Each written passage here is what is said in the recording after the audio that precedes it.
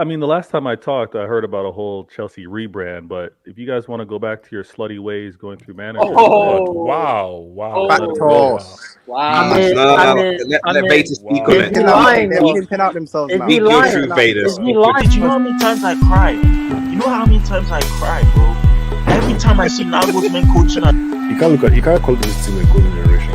There's nothing. Hans was asked what is a register.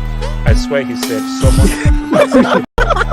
No way. I do it. Once is an anomaly, twice a coincidence, 3 times is a pattern, 4 times is juju. That's my saying. So I'm sorry. It's witchcraft is happening. Oil is good. Okay, no.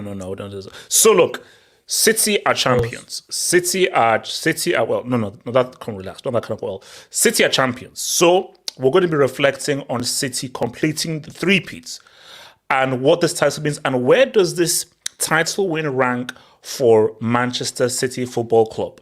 So we've already talked about Arsenal. We've insulted them. We may actually abuse them even more because they need it. But I think this is going to really focus on the City season, how they won the title, and how we rank this title win, which I don't think is actually one of their. I would say this is one of their easiest ever title wins. So we then talk about Bayern Munich. Bayern Munich decided just to lose to RB Leipzig. I don't believe in Dortmund because I believe that anything that's Bayern mess up, Dortmund say we're going to copy. So Dortmund are like, Bayern, what are you going to do? Whenever you mess up, we'll mess up. When you do well, we'll do well. So let's see how many people truly believe that Dortmund aren't going to be a bunch of losers and actually say what's up. So we're going to talk about the Bundesliga title race and whether Dortmund can actually usurp Bayern Munich and whether Tuchel has taken Bayern back. Nagelsmann lives. We're going to also talk about Harry Kane. He dropped another goal, but the goal was again useless. And I want to really respond to a tweet made by ESPN FC, which said that Harry Kane's performance is better than Erling Haaland's because what Harry Kane is doing is far tougher because he's saying what's up in a trash team. Bullcrap, but we'll address that. And we may just, come back again on Arsenal and just say, where do Arsenal go from here and how do they recover from this huge loss? Because there was something I saw on Instagram which says that, and I don't know who this was. This was from a guy. I don't know whether he's an Arsenal guy. He said that this meltdown is going to be talked about for years to come. So I thought that was interesting. So guys, like that video, subscribe if you're new, and remember this is going to be on a podcast form. So on Spotify, on Apple Podcasts, Google Podcasts, Amazon Podcasts, all your podcasts, this Hangout will be on podcast form for your enjoyment. And remember, guys, as always, feel free to send in your super chats and your donations. Your dubs is what keeps this channel growing. And I thank you so much for your support and your donations. I truly thank you for that. So guys, let's build up. Before we go to City, I want us to build up because I think because we didn't talk about this. So let's talk about Bayern Munich. So here's the thing. People need to stop DMing me. And I'll explain. So Bayern lose, and I suddenly get loads of DMs. Bayern are losing. Dortmund are going to do it. Half of this is Dortmund's year. This is Dortmund's year. Yeah, Dortmund are going to do it. And I'm like, do you know who Dortmund are? Do you know what Dortmund are about? Why in 3 blue hells should I believe in the German Tottenham? Why should I believe in the German Tottenham? Why? So yes, Bayern lost against Leipzig. Bayern are on 68 points. Have won the league. At least Dortmund have won. True, that's true. So Bayern are on 68 points. Dortmund are on 67 points. So again, if Dortmund win their game, and I believe it's against Augsburg, then they will go. Yes, it's away to Augsburg. So if they win, they'll go through. But my thing is that I don't have any faith in Dortmund. Because here's the thing. Every time we put faith in Dortmund, they keep messing up. And Dortmund, I hope you listen to this hangout. Because here's the thing. You need to win this for one of the best narratives of the season. Because one of the most powerful narratives is Bayern sacking Nagelsmann when he was in when he had the chance to do a treble, and them hiring a manager and ending up trophyless.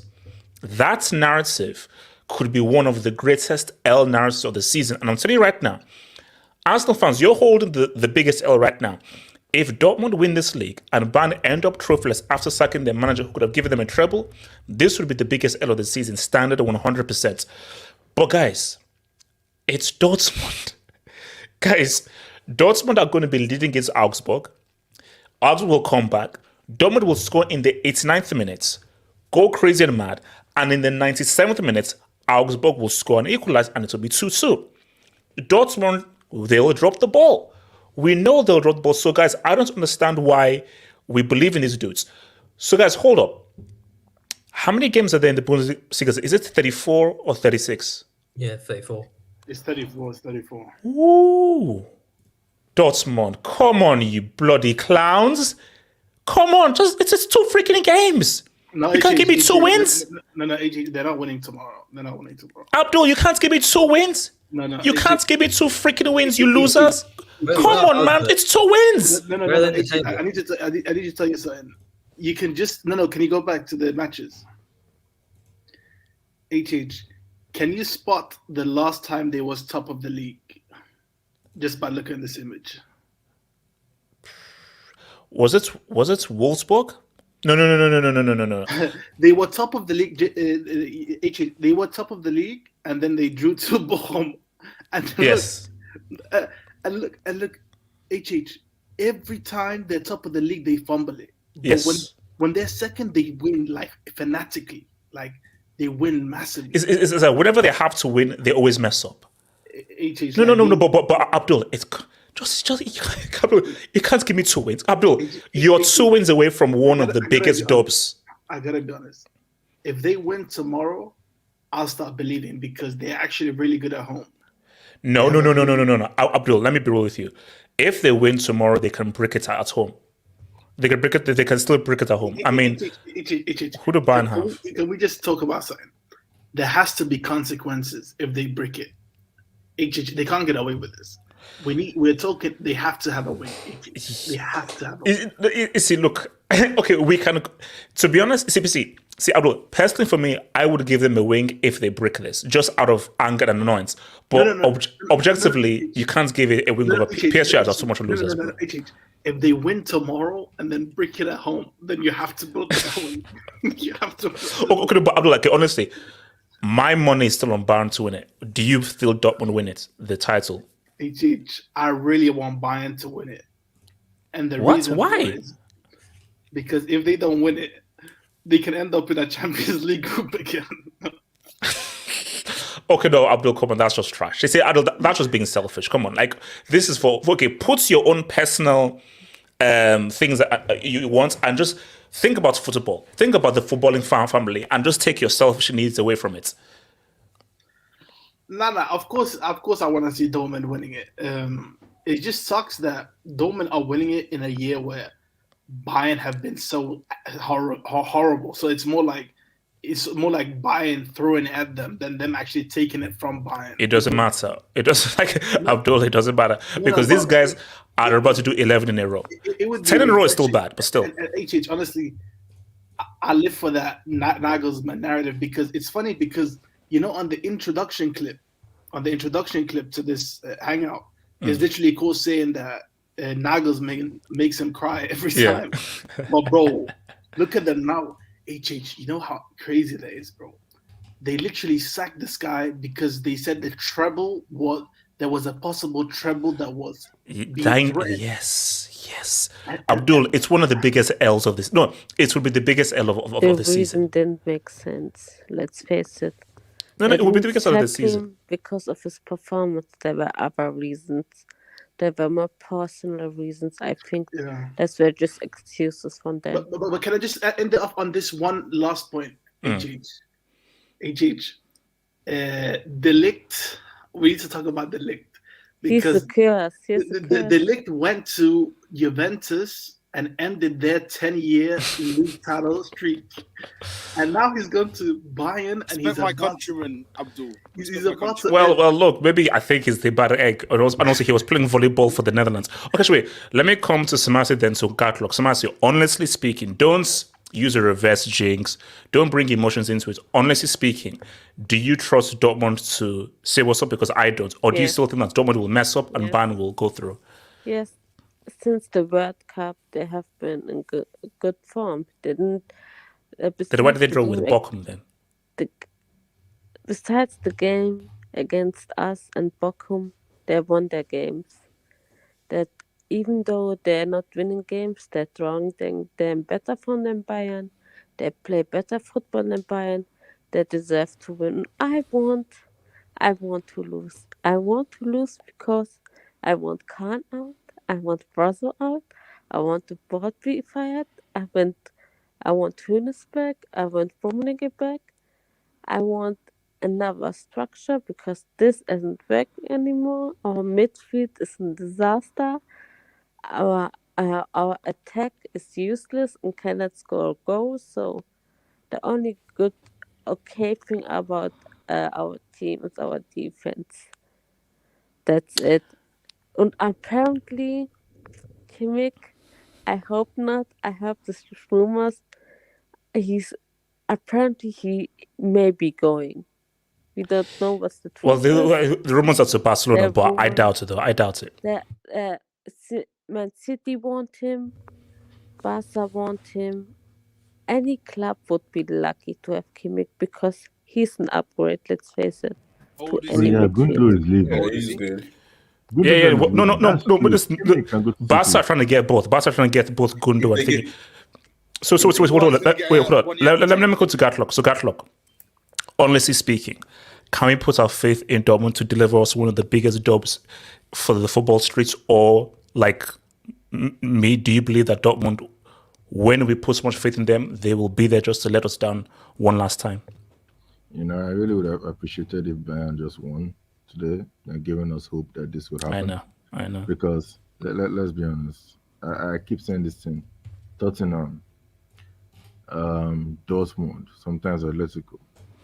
Actually, nowadays I'm trying to add Arsenal to this. Those are the ones that you can never depend on them to do shifts. They cannot. They are the opposite of Dodd. Oh no, sorry. Yeah, get it. Well, no. Gid. Sorry. Yeah, they are the opposite of Gid. They don't do Gid. Like these guys never, because there was something someone said that Dortmund have been very good, and it's only against Bochum and Bayern that they fumbled since the World Cup. And then when she said Bochum and Bayern, do you know the first thing that came into my head? Was what was the similarity between Bochum and Bayern? Dortmund was first. What did they sack the managers or what? What's the similarity? Dortmund were first. Oh yes. Bochum, they had the chance to go first against Bayern. They were first. So is that kind of scenario where now they have another chance to go first against Augsburg? I don't trust them. I really don't. So man, I don't look straight. I don't trust. Augsburg are bad. Augsburg are shit, and they're Augsburg. No. But Smasi, you're actually playing into the points. No, Smasi, you're making my arguments for me. Augsburg can be horrible, and Dortmund will still lose. That's the hope. But the whole point of Dortmund is they can face a fly. And if they have to be this fly to win the league, they'll find a way to lose to the fly. It's Dortmund. I will never have faith in these guys. Because, Gatlock, do you really believe Dortmund can give us these two wins to say what's up? They drew to Stuttgart, 10 men Stuttgart. They were 3-1 up, and they drew to Stuttgart. They could have gone top of the table, but they're going to just, oh my God. No, I don't trust those ones. Sorry. No. What's it called? Elijah. Dortmund, do you think they can do it, or we shouldn't put our faith in these losers? What the hell is wrong with German football? Explique. I'm so confused because it's 1 week. We get Bayern. Yeah, our flop era. Smasi, your mic is going crazy. Try and come out and come back in. Reconnect. No, Elijah, it's very simple. There was, but no, Elijah, it's not weird.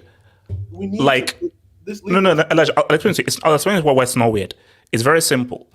Bayern had a structure going with Nagelsmann. Yeah, lost to draws here and so forth, but they had a structure that was pretty much fine.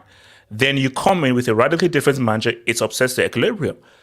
And Dortmund are perennial choke jobs, and they're perennial butlers. And that is it. I mean, but HH, let's be really honest. This off and on nonsense that they keep doing is just, it's disgusting. How you gonna win 6-0 one week and then lose 3-1 the next? And it's then, Dortmund. No. I'm talking about Bayern as well. Oh yeah. Well, both teams. Honestly, both teams are bricks. I just honestly think we need to have a serious conversation about the standard of German football because. But who do you have? If you had to put your money on someone, who would you have your money on winning this? You can't put money on anybody, HH, because at this rate, freaking this, I believe Dortmund can go to first tomorrow. I missed the part where I don't know if you put a table out. But, Dortmund may go 2 points clear tomorrow, and I'm guessing there could be a possible final day situation, unless Bayern were to, I don't know, win by 10 or something. Like it's sick. It's weird. Like we can't trust either league. I mean, not either league. We can't trust either team. So honestly, may the best man win at this rate. Yeah, what do you mean Bayern win by 10? They're high on good defense. No. Yeah. No. I think he meant Dortmund. But no, look, see, like, let's be real. That's goal difference thing in happening. It's like with the whole Newcastle thing. Like if it's on equal points, then no. Like Dortmund, you have to win these 2 freaking games. And you know what's crazy, HH? I mentioned the 10 thing. That's actually almost happened in the German league before, where they came to a final day situation. I believe it was Mönchengladbach, and they had to win by, I believe, 12 to win the title. And Mönchengladbach won 12-0, but still lost the title. Oh, wow. So, look, I tell you, I don't know about you guys, but I personally would, I think I'll actually be angry if these guys mess this up. I'll actually be angry. Even if I shouldn't be shocked, I'll still be angry of like, oh, wow, we knew you'd mess this up. If they don't win it this time around, they're never winning it. No, never. Bro, it's been handed to you. It's never happening. So let me bring this to So, wait, hold on. Wait, hold on. But let me hit this and I'll come to you. Wing, I have now moved Pep into my top 5 managers. Bueno. Interesting. So where was he before this? It's fair. Season a failure. They put aside other comms for the Prem. We're going to come back to this. Man. Let's see. Money Mace says, Poch loses soccer aid to Stormzy. Should Chelsea get him? No. How about no? Daddy Oos. Bomian can't win 2 CLs in the same decade. Wait, Daddy Oos, you're still on this, bro? The heck? All right. I don't really know what I want to bring this up, but English Talents FC. No way soccer aid got a coach before Chelsea. Chelsea clapping for City before violation is like, okay, all right, you know what? Talents FC, let's not get there. So what's it called? English Talents FC. Arsenal wanted the league. I wanted Angela White with water emojis. Thank you for that. Do you know what that is? I don't know, and I don't give it down. I don't want to know. And thank you. I am with Samasi. I don't know, and I don't want to know. I don't know, and I don't want to know. Thank you. I don't want to know. I don't care. Good. I don't care. So who wants to talk on this Bayern Dortmund thing before we move to thingy? Kenny, talk to me, and then come to Jesus. Kenny. Yeah, I don't know if you guys actually watched the game. Bayern were winning 1-0. The first goal they concede, I don't know what is a corner, and then outside the corner, I'm seeing a 4v1. What's going on? You guys are winning, and then you have a corner, and then it's like a 4v1. So are we saying this is Tuch tax? The Tuch tax? Tuchel has done that a couple times at Chelsea. I remember where like he only leaves one defender back. I don't know what's going on. Well, obviously, it and then they use substitution also. I don't know what's going on over there. Well, yeah, obviously, how do you call it?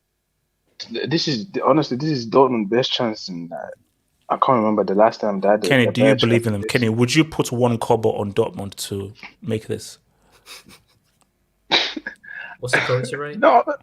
Jason, put it this way: kobo doesn't exist. No one uses kobo anymore in Nigeria. So They used it when I used to live there. Kenny.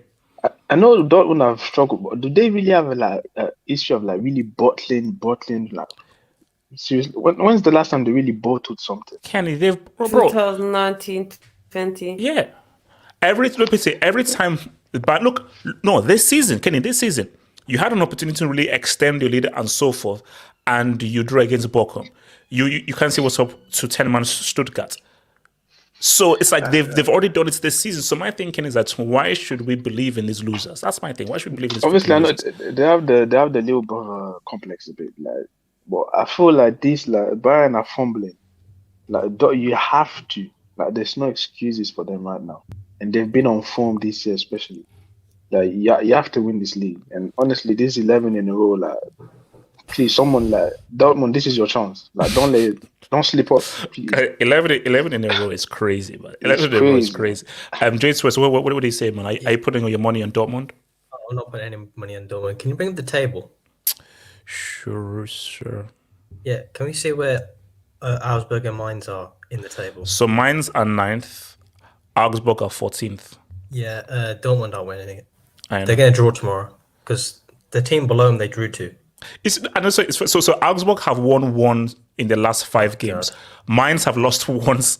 I have won 1 in the last 5. So basically, the last 2 games are guys who have been pretty bad in form, and just watch Dortmund mess up.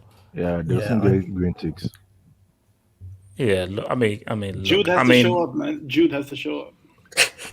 How he has to show up? He's already thinking about Real Madrid already, bro. So, what does he have to order? But look, Jude, at least give these guys a dub before you go to Madrid. At least that's the least you can do. Give these guys a dub before you go. But J2, so are you with me? You don't trust in these guys? Yeah, I trust Bayern to still win it somehow, because when Niko Kovac was the manager, they still bottled the league when they were how many points clear at the time, and they still bottled it. Yeah, so it's in their DNA. I think it was 10. See, you can't trust Dortmund in these moments. Oh, they're saying he's injured. Jude is injured. He's injured. So they're definitely not winning the game now. All right, so they're definitely flopping. All right, got it. What's it called? Zeman, what are you saying about this, bro? Yeah, congratulations to Bayern for winning the league. There we go. Thank you. I don't understand this. No, I don't get this. This is great advertisement. Yeah, I like this advertisement. This is great. This is a fight. It's like, it's a title race, but it's a title race. It's a title race. It's incredible. Look at them. Dortmund really putting up a fight, bro. Just lose it, man. Please. I've seen this story before, man. Get out of here, man. We've heard this story way too much, bro. Let's be honest. There's no way Thomas Tuchel is gonna be. Serious conversations have to be had, man. You're letting the league go? I don't believe so. I don't think so. There's no way he's this bad in league form. I just think that that's actually dumb. That's actually dumb. Like bottling the league. Yeah, it's all great, man. Congratulations to Dortmund for keeping the first place warmed up for Bayern Munich. No. Zeman, as much as I am with you that these guys will boss up, like, Zeman, do you know how great that stream would be if these clowns actually managed just to try, just have something, and then they actually do this? Remember, they fired Dalgos because of 2 reasons: style of football, and because they were in charge for the treble. So there's no way that's gonna happen, bro. There's no way you're gonna. They both can suck it. If I see Brazil and Kane on the street, I will fight them. I'm fucking angry. I could punch them in the face. No, Zeman, but it's like, but someone says like it is. It is such an inexplicable thing to do. It is so many. I just said, Dortmund, please. I don't know what to say. Dortmund, please. Just, it's 2 wins. It's 2 wins against guys who are out of form. We're not saying that to go against Leipzig or so forth. It's 2 games and just 2 wins against guys who are out of form. Can you do this? They haven't won away from home since February, bro. No, the last time I trusted Dortmund was in Klopp era, and after Klopp, I thought they were gonna kick on, try to fight for trophies, even though they lost players. But I've given up on that, bro. It is what it is, man. Bayern Munich just. Can you put on Casey's comment? No, I don't like Casey. Right. Thank you. Stop. Oh there. wow! Stop The last time they won away was in February. Yeah. No. Go back.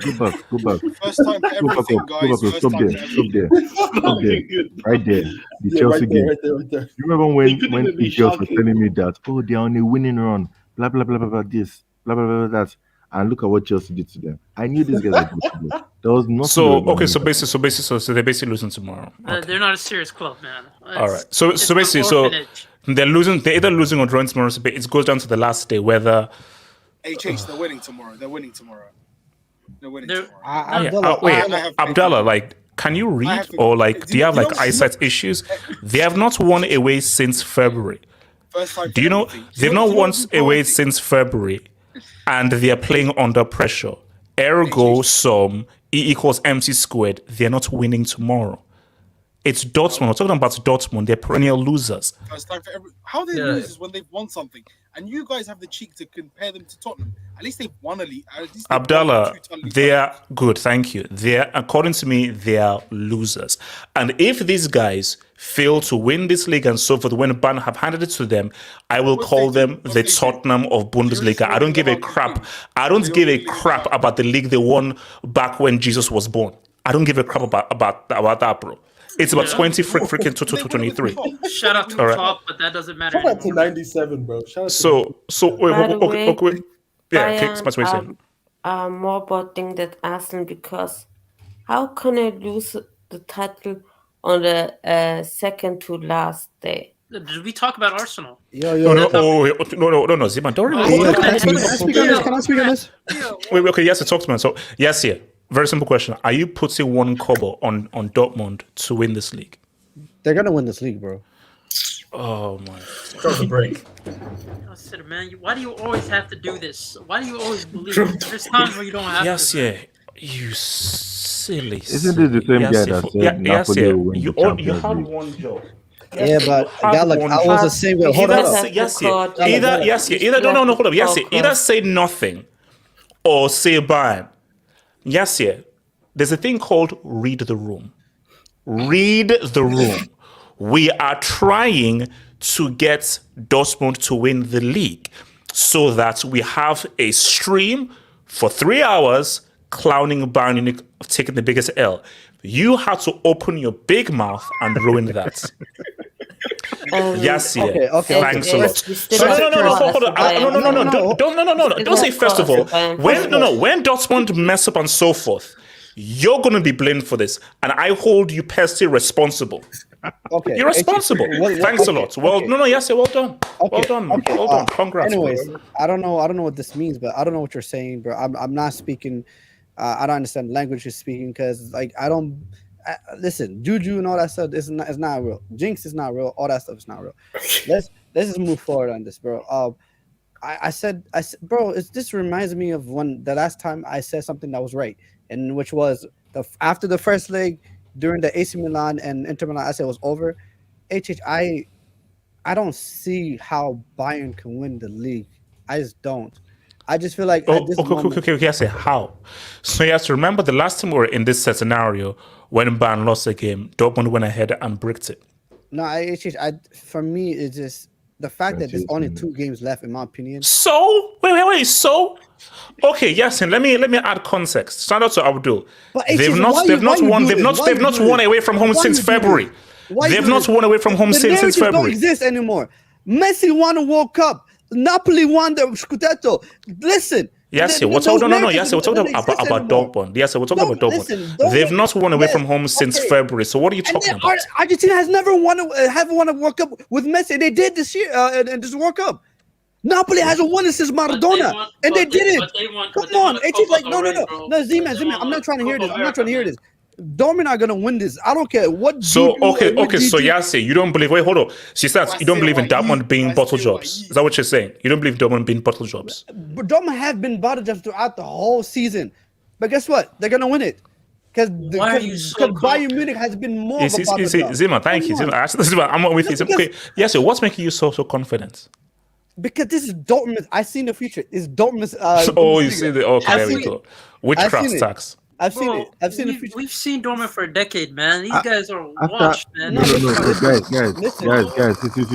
See, after all this passionate rant that this guy is going on, if we walk up here with 11 in a row I swear, you need to drop like Listen. 5 bricks. No, Gala, you need to drop 11 bricks How about this? How on about this this? guy. Of course, If Stefan. Dortmund, hold on. It's yes, Bayern fans in the chat, they're saying keep going. Listen, I don't Bayern care. fans, shut up, bro. You Bayern lose fans, your- you listen. owe Yassir a dub when you do this on everything. Bro. Thank you. If Bayern win the Bundesliga, I will disappear. Like egg boy hero, I won't exist anymore. I won't come back to this channel ever again. I won't. Guys, I'm sorry, it will be the last time you'll see me, bro. Last time. So, guys, shout out, well done to Bayern. So, guys, 11 in a row. Should there be like a special? Do you get a special trophy for 11 in a row, or like what happens? Or let's make 20 happen. I think they had another Z-man, 20 man. Z-man, why stop at 11? Why stop at 12? Why stop at 13? Let's do. No, I want to see a Wikipedia page of 20 bands in a row. I need to see a Wikipedia page that has 20 bands in a row. I'm actually looking. As long as Kane and Brazil are at our club, we're not gonna win anything. So please, Samasi, please give me a break. Or how are you starting? Wait, hold up. So RDS, Core still supports Bayern. Congratulations, Yes, Dortmund. but I'm RDS, saying that's what I'm saying. Here's the thing. He's live right now. No. If we were to compare Core's hex and Dortmund's brickness rises to the top. That's not true. It rises to the top. That's the truth. Joined That's Bayern. the truth. Bayern lost Alaba. Bayern lost Thiago. Bayern lost Flick. And they're still going to win. We lost against LSG, Man City, and Villarreal. And they're still going to win. quarters. Samasi, I do That's not all give I'm a saying. damn. Dortmund will mess up. Wait, hold on. Shout out to Joshua Jekuko. Samasi, do you speak German and you voice is cute? Joshua, it's I'm yo. German, yes, but that's Yes, well, stupid. yeah, Joshua, it's yo, not you, but I think that's just typing tax. Yes, back to you, you brick. I think that's character. Yes, why? Yes, can you just get with the program? Can you just get with the program? You're muted, yes. Yes, you're on mute. Yes, Listen, drop the brick, man. I don't believe in juju. Yeah, I don't let believe me in hit that witchcraft. brick, man. Let me hit that brick. Hold on, where's the brick? Let me hit that brick. Somebody who continually talks when he's muted and so forth. You do quite often. Listen, I don't believe Yes, in you know, juju. yes, I don't believe in no. witchcraft. Okay, yes, no. You've been trying to jinx us Hold up. Yes, this has nothing to do with the juju or witchcraft or anything. Yes, we want Dortmund to win because we want to have that amazing narrative stream. But yes, it's Dortmund. They have shown numerous times that when we put faith into them, they mess up. Yes, you know, and I know they're not winning against Augsburg. I'm not gonna lie to you. Yes, you know, and I know they're not winning against Augsburg. We know They have to. HH, they have to. They will. Surely not. Like, come on, guys. Like, enough is enough. Like, I know we had our fun. I know we laughed a lot. I know it's ha, he. I understand. But surely not, guys. It's two games left. Do you know what I always do? Like, because it's a weird thing. See, because if I watch the game, Dortmund are drawing or losing. So what I do is I don't watch the game and I just go onto Google for updates and so forth. So look, call it crazy or so forth. This is the best I can do for the football streets and the football narrative. So I won't watch the game, but I'll just go on Google and just press refresh all the time. Do you watch Bayern Leipzig today? No. Okay, HH, let me ask you a question. Okay, if your jinx is that strong, then how come you're not using it for the greater good? Why is Pep winning 3 in a row? Yes, I'll finish. Yes, I use all my jinx on Cristiano and the World Cup. It's run out. Come on, HH, Pep is on the verge of winning a treble. And you can use it like Cristiano Ronaldo? Yes, At 38-year-old? Yes, Oh my yes. God. No. And yes, trust me. Yes, it was worth it. No, I am happy to take. I'm happy to take all these L's. So all these L's I'm taking is because I made the sacrifice. I said, fine. I was told that if Cristiano doesn't win the World Cup, Chelsea finish in the bottom half of the table, Pep wins a treble, Pep wins a UCL, and so forth, and João Felix flops for Chelsea. I'm like, fine, I'll take it. I said, fine, I'll take it. Did you guys hear this? Did you guys hear this? You took all that for Ronaldo, bro. Abdul, it was worth it. Abdul, come on. It was worth it. Like, guys, think about it. It was worth it. Look, I told you. I saw the hex code say. The hex code even said, HH, are you sure? These are lots of things to give up, but like, can you promise me that this man doesn't touch that World Cup? I'm like, go away with it. I will deal with the consequences. I'll deal with the consequences. So there we go. All right, guys, let's now talk on it. So I want to catch confess to Yassi with this, you see, Prince Charles, you've got to accept this, Prince Charles. Oh. Your league has obviously been gentrified. Because, guys, I don't think they're stopping at 3. No. This is only just the beginning. So there's a thing that came out there. So Pep is the first manager to win a three-peat in 3 different leagues. Wait. So hold on. So he did 09, 2010, and 2011. Yeah. Damn it. He's that good, man. All right. But he started 10 in a row.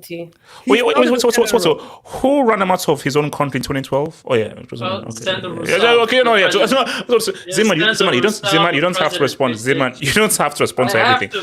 So Yassi, here's the thing, Yassi. I think he has to be worried about the Premier League because here's the thing. It's about motivation. So how do you motivate the guys to go again? Look, we've done it, and that's what's okay. But here's a scary thing, because Pep is a freak. He is. Pep is a freak. Pep is like, okay, I've not equaled Fergie with this whole three-peat thing. But it's like, you know what? And also, remember, Pep, he always holds a grudge. Because I think there's like a clip going around where he says in Spanish to a Chiringuito reporter, like, oh, good luck on your trip back to Spain and everything, which was just sort of like... to my veins, man. Yeah, it was like a thing. So see, Pep is a guy who he holds a grudge.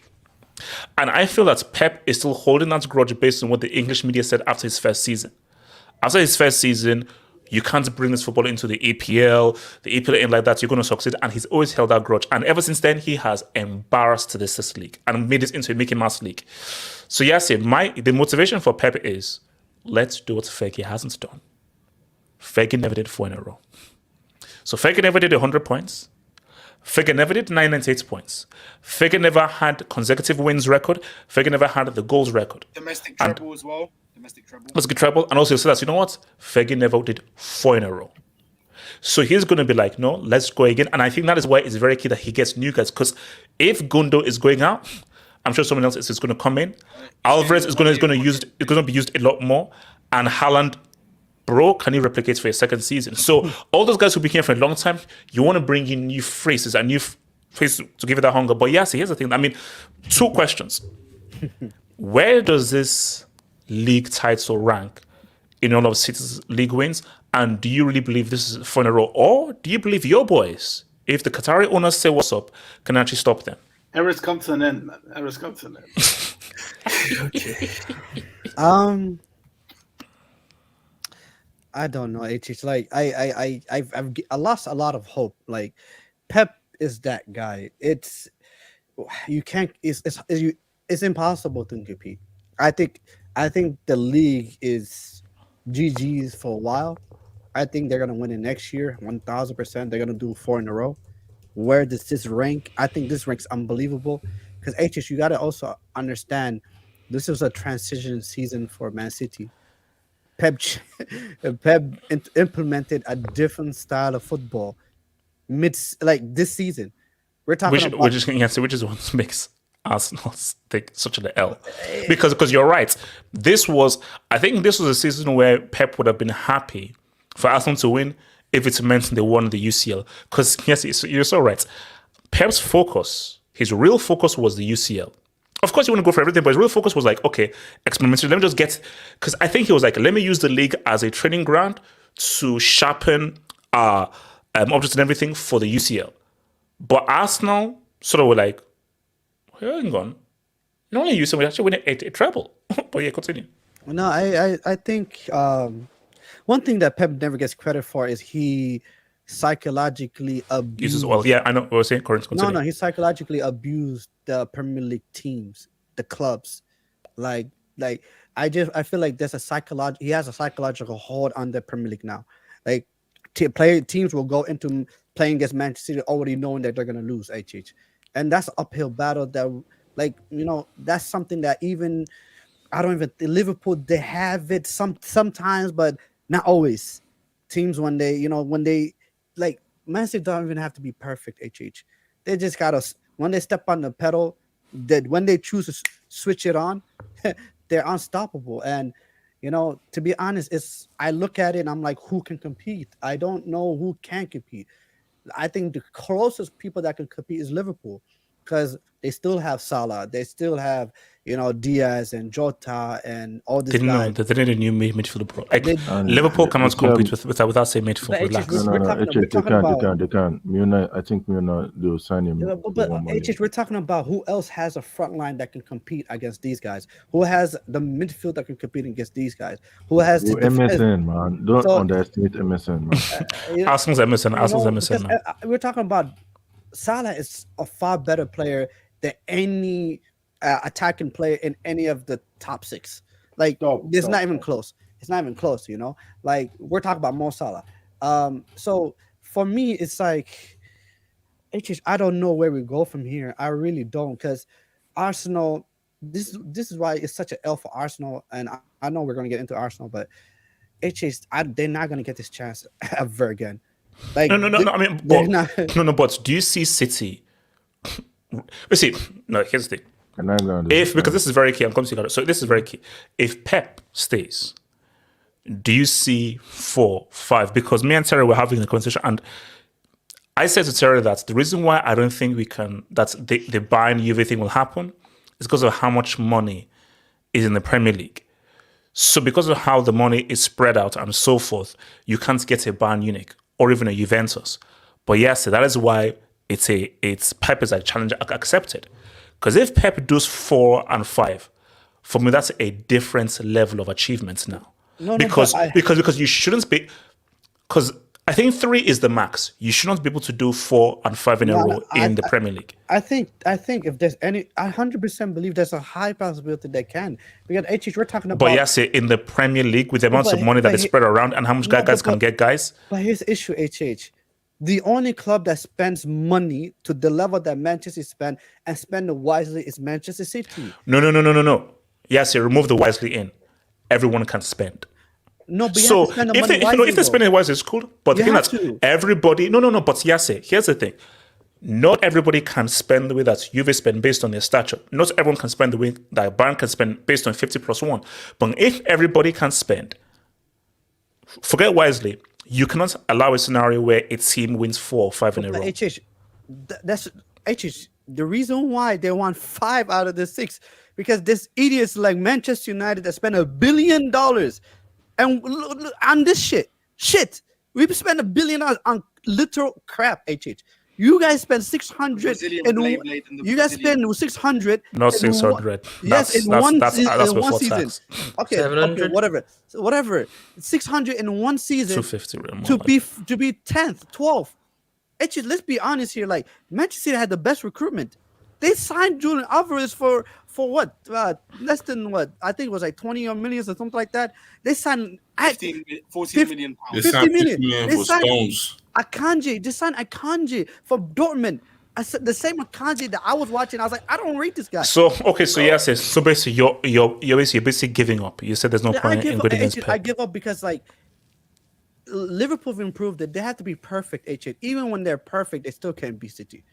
Like, come on, like, seriously. Like, even when you're perfect, you still can't be City. And then, like, okay, next season, I always say this. Every season there's... What time is it? Yes, repeat that statement again?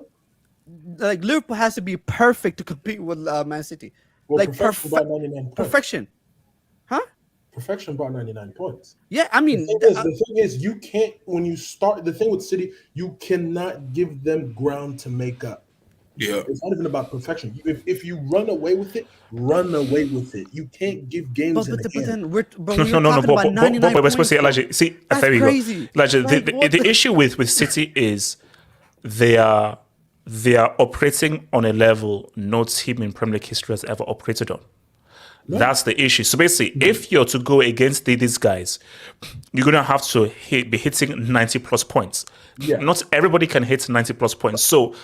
Which is what I was trying to explain to Terry is that no matter what United do, does Ten Hag have it in him to be consistent to the level of 90+ points?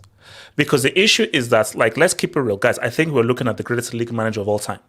In terms of a 38-game season, his system, basically, once you give Pep his players, his system just seems to be tailor-made into a 38-game season. You see, cup competition is tricky because that requires a different kind of management. But his management style and his philosophy, if you give him his players, this is an extremely difficult boss to defeat. This is the last thing I'm gonna say. I just said this is the transition season for them. They're on course to finish 94 points in a transition season. On 1000% they will be better next season. Haaland will be more integrated. Alves will be more integrated. The team will be even better next season. What are we talking about here? They had bumps this season. They in a way they struggled this season, and yet they're gonna finish in 94 points. That's crazy. I don't know. Like I don't see how can you compete against that? How? I don't get it. I don't know. Wait. Let me come to actually no. Before I come to Catalan, it's not fair. Let me come to BMFs. As a United fan, do you see this as we can't compete, or you're like no? If your club gets the Qatari owners, gets some good buys, you can match up to their level, 90 plus points, if that. I think so. Yeah, I think you know if you spend the problem with other clubs is that you've not spent wisely. We've not spent the money wisely. Like look at C's recruitment team and people they've bought in. They've spent wisely. They got players that fit Pep system. Look at you now. We spent $1 billion for the past 10 years. Look at the missed profiles of players in our team. That's the tricky part. We look at with Liverpool, for example. Like not to criticize Nunes, right? Your Liverpool fans said they needed a midfielder for like a long time. Thiago was the last midfielder I think they got, and club didn't think of let me just go buy the perfect midfielder for our team so we can compete. We spent the 80 million on Nunes, 40 million on Gakpo. We see it just like that. Every players they keep getting and buying, they just like they fit the right system, they fit the right profile for their club. That's what they go from. That's what they can go from being a treasury team to winning the league. With United at this point is that if we get the Qataris, for example, they have to make sure they get the best recruitment as possible. They have to get the best technical director, the director of football. So if you believe that you buy the right guys, you can get 95 points, 96 points. I think so. Yeah, yes, it's doable. Okay, Gatlock, what are you saying, bro? With City's dominance, man. You see, I already like accepted it. I already knew this was going to happen. Part of me wanted it because once they won last year, and it was 2 in a row. And keep in mind, it was 2 in a row last year. Yeah. And they went to add Alvarez. They decided to go add No, Gatlock, don't do this. It was 2 in a row. Liverpool ran into the last day of the season. So remember the last time that happened, when they ran into the last day of the season, who won the next year? Liverpool. So we thought was, okay, Liverpool, say what's up. Were Liverpool ever top of the table last year? No. At any point. They allowed them to catch up, literally. They did. Exactly, that's my point. Remember in Christmas, you kept on saying City had won this league. You kept on saying that City had won this league. Can I just interject quickly? The only reason why Liverpool had won the league in 1920 is because we had a centre-back crisis. If we didn't have a centre-back crisis, they win that league. Sane was fit, then we would have won the league. It would have been 5 in a row by now. So you see what I'm trying to say is in the Liverpool caught up, but let's be honest, City were always winning that league last year, and then they added Haaland and co, and we all knew they were going to win it this year.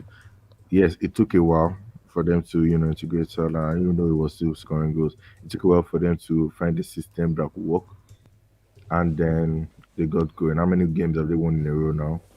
And they just caught up and surpassed Arsenal, and Arsenal didn't even try in a way. They just started fumbling anyhow.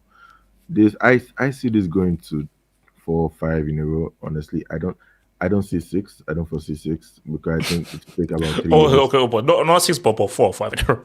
So I can say 5 in a row, but I think it will take the rest No, of the but league Gafford, even 5 in a years. row in the Premier League is still pretty embarrassing, man. Because my thing though is that okay, I can accept it in Germany because of 50 plus 1 favors ban, but God, look, everybody, look, a certain club in West London spends 600 mil.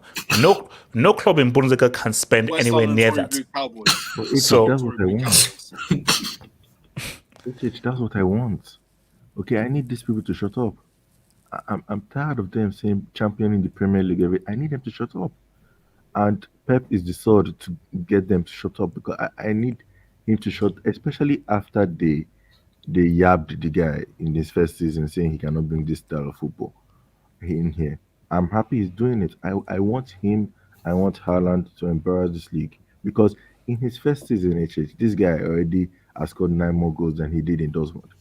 The highest goals he scored in Bundesliga was 27.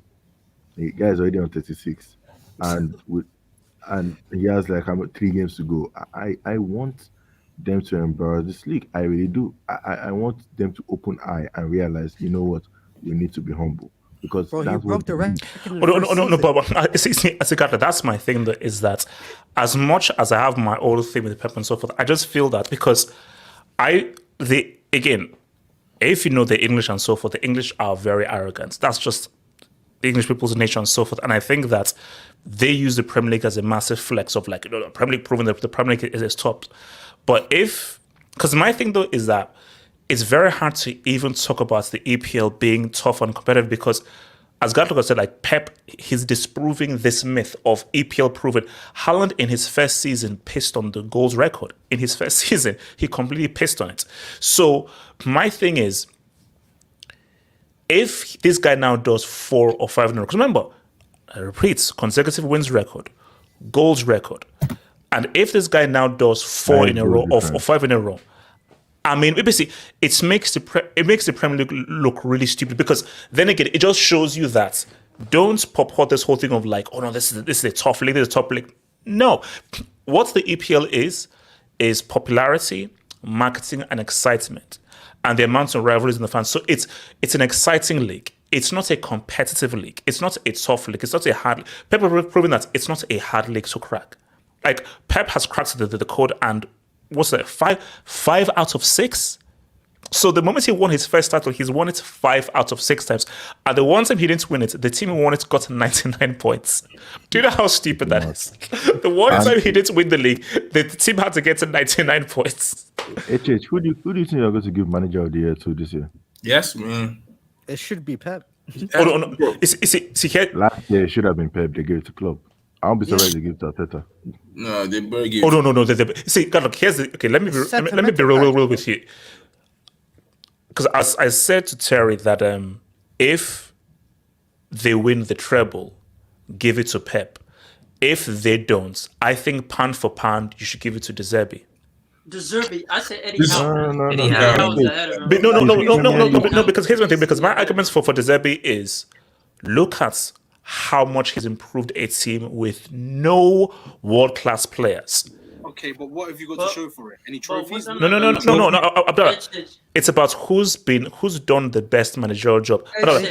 So you expect you expect Brighton to win a trophy from where they are. I mean, you saw what Una Emery is doing. Put him in the mix. Put him in the mix as well. Okay, Zima, what are you saying? If you want to talk about managers doing their thing, the fact that Eddie Howe's taking this team to a Champions League spot, put him in the mix. But you can't really give it to. But that's sentimental, though. You can't give it to De Zerbi over Emery because for one very simple reason, De Zerbi took over a well-oiled machine and improved it to a much greater. Yes. Okay. I get where you're going. Emery, hold on. Abdul. Emery took over a disaster class.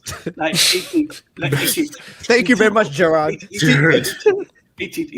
He actually is making Tyrone Mings a decent player. Yeah, bro.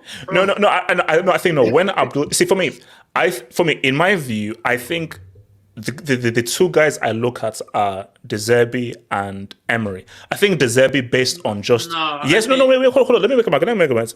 Brighton were already good, as Apple said, but it is the level in which he's improved upon them where they, for me, arguably play the best football in the whole league. So that's the De Zerbi thing. But hold on. But no, the Emery thing, Abdul, I'm with you, because for Emery, do you know that? As Gerrard, these guys were languishing near the relegation zone. And it's taking them there where, at a point, these guys were flirting with top four. So, do you know what this shows is that, guys, you don't, management ain't for play. Lampard, management is not for play. Can we just talk about something quickly? I love it. Yeah, I will say. That there are certain United fans that think Ten Hag deserves that award. I don't think he deserves. Abdul, there aren't coming there. I don't think he deserves the award. But let me just say this right now, guys. No, hold up.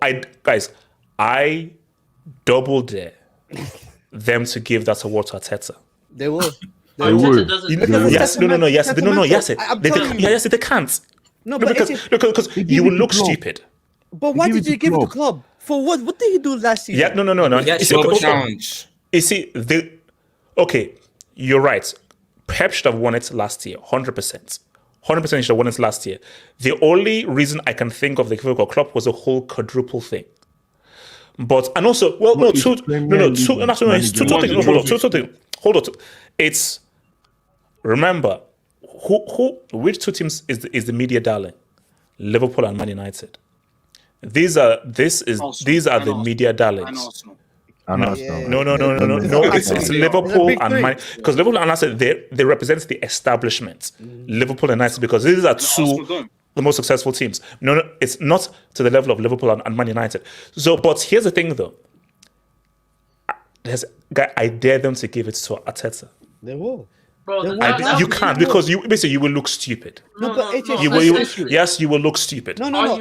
All you're saying is you're basically awarding being a failure, bro. That's what you're awarding. Yeah. No, but you know what's wild? Because if this, Gary Neville got clowned for saying that they're gonna finish. Shout out to Gary Neville. He predicted this. He said they're gonna end up finishing 10 points ahead of Arsenal. That's what he said.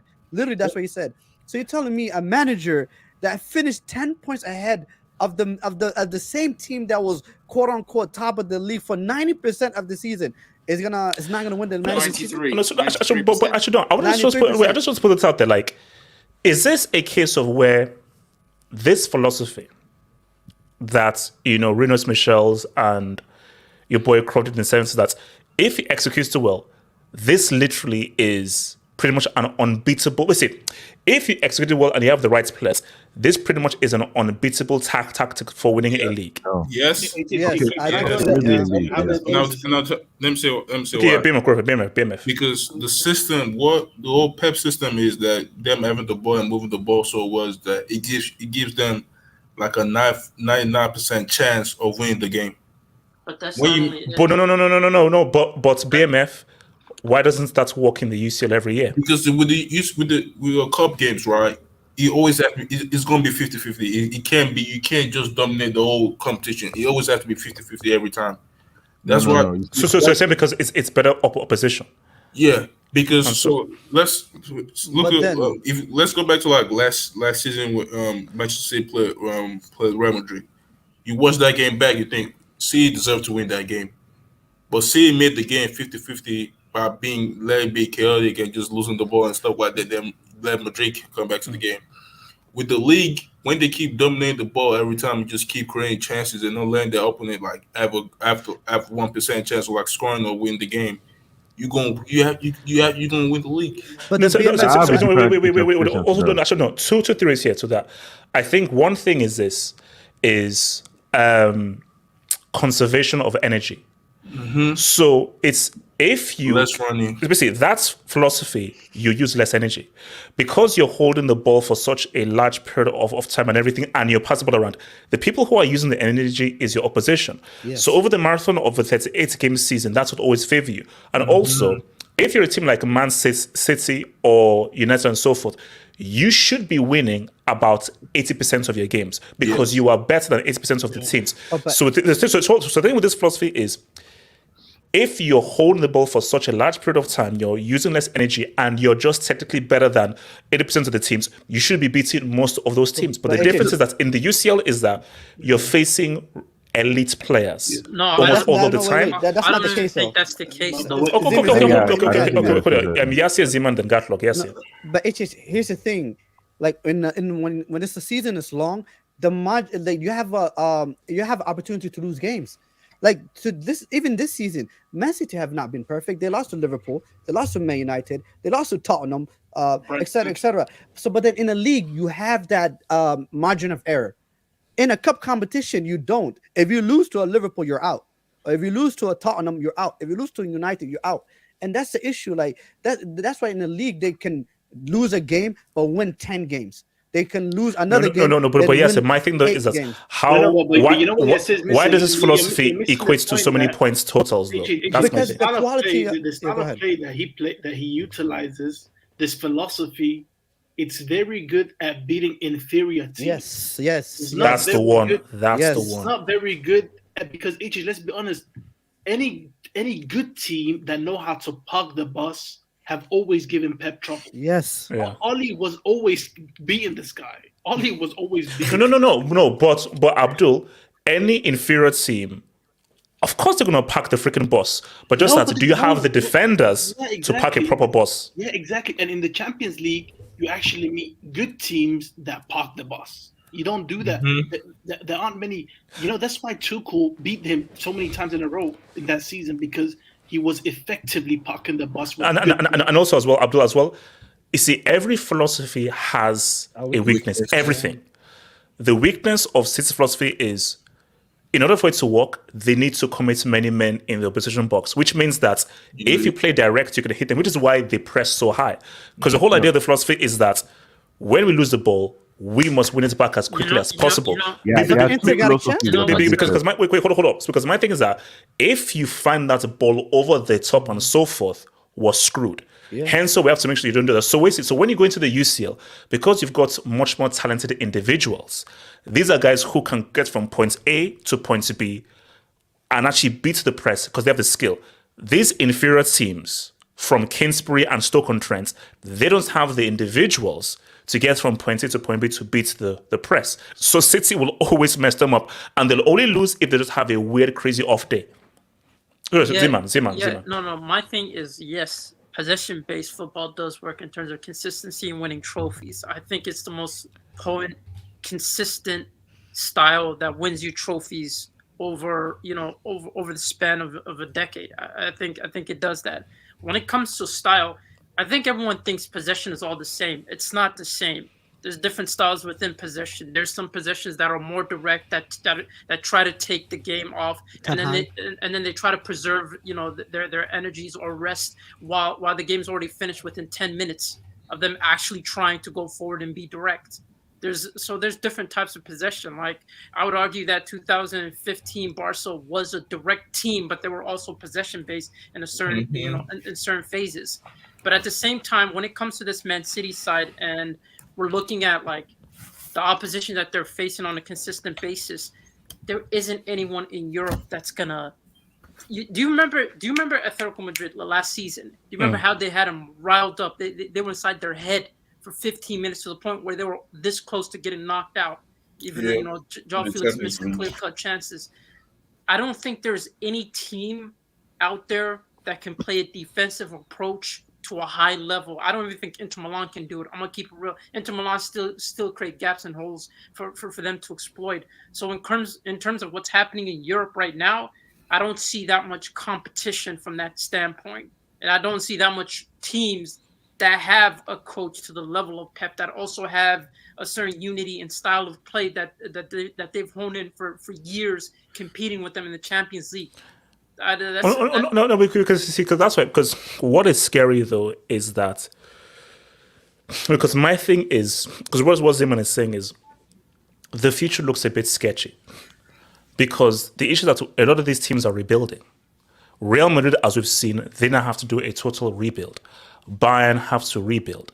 PSG are a complete mess, So, because see, back in the 2000s and so forth, Bayern were still Bayern, and they had those guys. So Robin, Ribery, Lammers, those guys could be an antidote to that pressing system. Real Madrid with Ozil, Alonso, Modric, thinking could be an antidote. So the issue now is that what team out there have the ingredients and the so forth to now be a counteract to these guys? There isn't. Guys, right now. By the way, not breaking news, but since the last hour, the news from Man City is that they asked Bayern Munich to do a swap deal for Cancelo and Joshua Kimmich. What? That's not happening. What? Yes. That's not happening. They don't want Cancelo. I did. Yeah, Cancelo's out there. Yeah. Yes, yeah. Who in their right mind is going to do that? So come on, bro. Taking that, bro. I don't, bro. So Elijah, let me continue. So Elijah, I mean, why do you agree? Why are City, or why is Pep's system so effective in this league format, and why is it so difficult for guys to sort of beat him? I mean, I thought, man, this subject went by so quick. I wish you guys were still talking about three-peats, because I was gonna do like a mini game thing but in terms of like how hard, Pep is just an absolute mastermind, guys. Like, there's nothing else we can really do about it, honestly, unless we like go to Manchester or and kidnap him ourselves. We are to stop a four-peat, because you can't be. This is his league now. I'm so sorry, but this is now Elijah. The FBI is watching this channel. Elijah, come on, Elijah. That's a crazy thing to say. So he says he now owns the Premier League right now. Is that what you're saying, bro? At this point, bro, 5 titles in 6 years. It's crazy. Three-peat is disgusting. But Liverpool fumbled the back. You guys messed up. You guys messed up. I know so. No. Losers, yes. I'll just say my thing is that you're right though, because if I mean they should have reinvested when they was at the top. Exactly. That's the point. They neglected their team. Yep. And they now, they are the reason for this. That's no, because Abdul says something. Abdul is right, because what we've seen right now is that Arsenal are not built for this. Yeah, they're not. Liverpool are built for this, because Liverpool actually have actual true heritage. So the issue for Liverpool, and Abdul is right, is that you were the only guys who could go against these guys, so you have to reinvest. So if you had reinvested, completely reformatted your entire midfield, rebranded it, we may actually have an actual title race. But Arsenal not built for this. Abdul's 100. It's like, guys, who in their right mind thought Arsenal were built for this? No one did. No, come on, man. Yo, stop bullying Arsenal, bro. Wait, so hold on, Elijah. I was gonna ask. So obviously, if even with the streets, if you guys knew or did not know, only 5 teams have won the title 3 times in a row. I want either you guys in the streets to name the 5. Man United. Wait. 5 teams in the EPL or just in all leagues? Since the beginning of English football, yes, and 5 teams. United. Liverpool, United. Since the EPL, right? Yeah. No. Since the very beginning. Wow. Okay. Now that's it has to be Liverpool. Liverpool has to be in there. Yes. Yeah, the 80s is in there. United. Chelsea. United twice. Jesus, you want to get booked? Is it Everton? Is it Arsenal? Is Chelsea? Arsenal, yes. Arsenal of the 1930s. Chelsea only got 6 leagues. No. Elijah, stop it. Elijah, no, stop it. Elijah, the 1930s? Is that what? Okay, fine. You got live back then. XPD was popping off somewhere in that league. XPD was popping off, man. Well, you guys Elijah, Chelsea must be in there, bro. Chelsea already. It's probably Nottingham Forest, right? Something like that, right? No. So it's Manchester United, it's Liverpool, it's Man City, Arsenal, and Chelsea. What in City? Tottenham. City got history. Huddersfield Town. Huddersfield. Isn't that like? So no, and also, but Elijah, and the key is you're saying so nobody has done 4 in a row. No one has ever done 4 in a row. Yikes. Bro, challenge accepted for Pep. You know what? He's doing it. But see, guys, this is what makes it so scary. Guys, this is what makes it so scary. Fergie was like 1 point away from doing 8 in a row. Yes, It Fergie was was one technically point. 1 point away from possibly doing. Fergus does it. 7 Fergus a in row. dog. And Fergus then a I think- big. He's a and top then I dog. think- and I No, think but what is so scary though is that, guys, who realistically can see, unless City just have like a bad off day or so forth, who can realistically stop them from 4 in a row next season? Chelsea. Chargers. Chelsea. Nobody, Chargers. Definitely.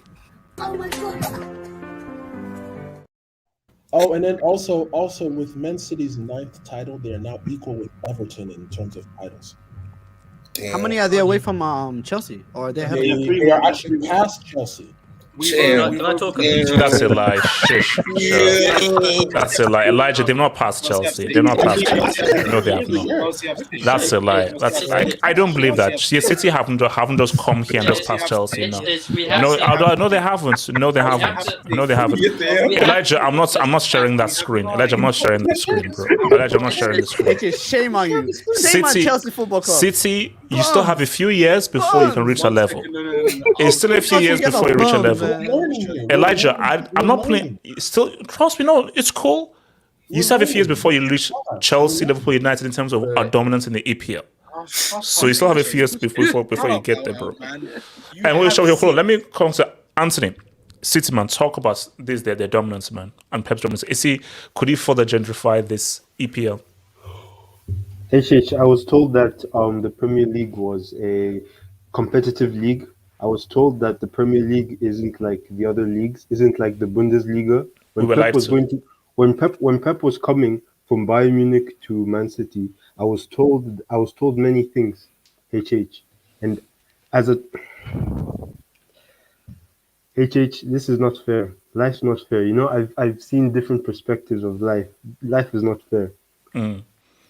Man City are the luckiest club ever. Like when I look, it could have been my club. It could have been my club. And it was your club. You won 13 titles already. It was your club. Stop that. Oh yeah, my boy. Oh yeah. I never really talked about Bayern though. But like anyway, I'm talking as in my like actual club that I'm part of. Isn't this guy a Tottenham fan? Allegedly. Yeah. Well, so it's not his club. So all I'm gonna say is it's not fair. It's not fair that City Life's gets. not Wait. Anthony. Life's not fair. There's a second fake Bayern fan. Well, stop. I'm actually a Bayern fan. I told you I already know how to speak German. Anthony, don't. I don't want to hear any German from you, bro. I don't. Yeah. I'll take your word for it. Just don't speak any German, please. There's a quote in life. No, Anthony, there's a quote in life. Life's a bitch and then you die. Simple as that. Okay, Man City need to be capped. Man City need to be capped. There needs to be like a cap space on Man City. Like Man City cannot get away with this. This is not good for competition. We need teams like Tottenham and Aston Villa to be able to win the Premier League. Not all the time the same teams winning it. It's not fun. It's not. Anthony, are we seeing 4 and 5 in a row from Pep and Man City? Yes. As long as he's there, I hope we have a JFK situation. Okay. The CIA. So that's here's the thing. All right, so that's you know what? Here's the thing. That's actually a red, and we're going to VAR. So we're going to VAR. I know. Cool. So guys, streets, we're going to vote on VAR. Where do we go? Let me hold over to VAR right now. So, guys, we were voting on VAR because we all heard Alfie's comments, and I think that went a little bit left and so forth. So, actually, let me. So while I get up into the poll, I don't agree with the method, but he's right. Anthony, you know that you should be sensible, but can you talk while you're still on the pitch? Can I defend myself? Right, JFK is a nice guy. All I'm gonna say is Man City. They're a nice club. No one actually hates them. The only issue is that they need to be taken care of. No, sometimes you have to go So, through guys, certain I motions. think he's actually making it worse for himself right now. He's making it worse for himself. So, start a poll. But guy said that they're a nice club, but you know you Should gotta take care. Anthony be sent off for No, JFK? when he said they have to be taken care of, I'm like, bro, that's some like That's some mafia stuff. So, Streets, vote in the That's poll some GTA for shit, VAR. The VAR poll is up. The VAR poll is up. Yo, check Should him out. Anthony be sent off? Vote in the poll. No. Should VAR Yo, poll- vote should it no. be- So, but guys, I have a question. Wait. Yes. Do you know who JFK was? What? Why are you doubling down? I don't understand. Anthony, everybody knows who JFK is. Why are you doubling down? Anthony, I don't understand this. Do you know why he was assassinated? Allegedly. Yes. It's an airport. It's an airport. No, you know Why? what? Why he was assassinated? Abdul, wait, hold on. Abdul. Yo, that was not a brick. It's right. This is half Hope's political hot, but it was for political reasons. It was all for political reasons based on the kind of political agendas he wanted to do and where he wanted to take America politically, which his political opponents didn't want him to do, and so forth. So sometimes in life, no, but that is the conspiracy according to Oliver Stone and the movie. Equalizer. You need an equalizer. You always need an equalizer. You need a balance. Wait, we need a Denzel. Yeah, Denzel Washington. He said Denzel Washington shooting, bro. That's crazy. Man City are going to win the league as long as Pep is in this thing. As long as they have oil money, they're going Anthony, to win. here's the thing. So, Anthony, the rule here is that we do the first 100 votes. So, Anthony, your fate has been sealed. Should Anthony be sent off? 46% said no. Leave it for a while. 53% said yes. Leave it for a while. Politically, that doesn't count. That extra. Yeah, because it's too close. So, Anthony, I shall see you on, I suppose, the Sunday hangar because you'll be banned for one hangar. So I'll see you on the Sunday hangar. Peace out, man. The street spoke, man. The street spoke. Wait. What kind of brick match is that? If he's banned from one hangar, he should be banned from the Sunday one. So they're going to turn on him. AFCON referee tax, man. Oh my god. That's a brick. That's a brick. Yeah. Drop a brick on No, his like this. No. No, I drop keep that brick. thinking it's Sunday. Drop that brick. No. I keep thinking today is Sunday. I don't know. I keep thinking today is Sunday. Saturday. Me too. I don't. Do you know for the whole day I thought today is Sunday.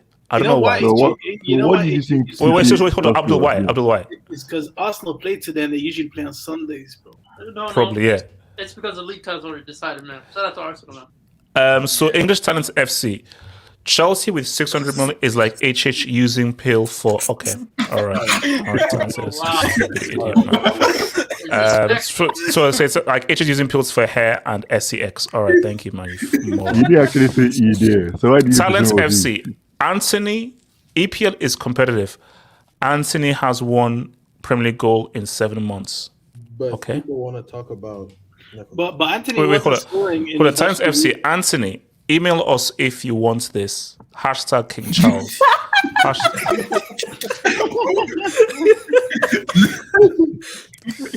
You know what? We're gonna keep it going. We're gonna just keep it going. That's double the month. He's kind of right. Zeman, that's can't be that. I can't be promoting that trash. No. Zeman, maybe on your poll, I can't be promoting that. That's just madness. That's just madness, bro. So look, man, Abdallah, is your club gonna fully gentrify and give birth to this league for the foreseeable future? Pep needs to retire, man. For the suffering of, do you know what's poetic this season? Yeah, if Bayern don't win the league, and Pep wins the treble, then Samasi's in the mud. Why didn't Pep but hold on, Abdallah, but that's what we're all hoping for. No, but that's what we're all hoping for. We're hoping for at least Cancelo as the dominant narrative. No, but seriously, Abdallah, do you really believe that you guys can continue to dominate? Sorry? Do you believe you guys can continue to dominate? Yeah, of course. This is the thing. People say it's the money. It's the structure. Well, it is though. So. It's Pep. It's Pep. I know, and oil rate. How's the drilling these days? Other board members. States backed. Transfer strategy. We're not just throwing money at it. Look at the net spend. Ronaldo I know. Well, Let's wait, bet this a lie. Johnson's Yes. VPL or HH. yeah, BMF. What are you saying? Another thing with the philosopher's stone we're talking about. Look at Liverpool, for example. The Philosopher's Stone? No, it's not a Harry Potter book. Sorry, I can't see. Shout out to the Harry Potter franchise. Yeah, but I still need to finish those series. My shout out to Look the at Hollows. Liverpool, for example. Right? That playing style it depends on energy, walk, legs. Now you look at them right now. The legs are gone. They're looking terrible because they didn't rebuild when they needed to rebuild. But I think when Pep wins the Champions League, I think it's going to leave. I think 7 years is kind of enough for him to just say, no, I've done everything there is to do. I've done everything there is. Why? No, that's just the. Wait, it's going to be here for 7 years? No, I said it's done 7 years already because his contract. Yeah, no. That's one thing. Leave. You've already been here for long enough. Leave. Piss off. No, babe. Go to Scunthorpe. Win with Scunthorpe. Go to Scunthorpe. You know what's funny? You know what's funny, HH? You know Hold on, what's funny? Ziman. You know what's funny? It's like there's EPL teams and fans that believe that if they sign 2 to 4 players, they're gonna end up competing with Pep for the league. Ziman. And actually, this is actually a perfect segue because Terry said that if they can get Harry Kane and a few other players, then yes, they can compete with City and so forth. And I was like, Terry, no. Actually, he's right. They can compete. Doesn't mean they'll win. Exactly. That's what I'm saying. Yeah, true. Okay. I mean, second place is still up for it. Second place is up for grabs. That's where the title race begins. Pep's contract ends in 2025. That's the. Oh yeah, right. Well, we'll make it end earlier. Hold on. So guys, let me come to Ziman with Ziman. So, do you consider Harry Kane a loser, or do you think that he is doing amazing based on the circumstance that he's in? Or do you consider him a loser, essentially? Watch your words. You know which country you're in. I don't give a damn. Shout out to Prince Charles. Ziman. I gotta keep it real. He's a loser for staying for Spurs for this long. He's a loser if he re-signs a contract and play with Son and these guys. He's not. Okay. How much kudos do you give the goal tally that he gets for Tottenham, or do you don't give it to any kudos? Bro, I'm sorry. Nobody cares.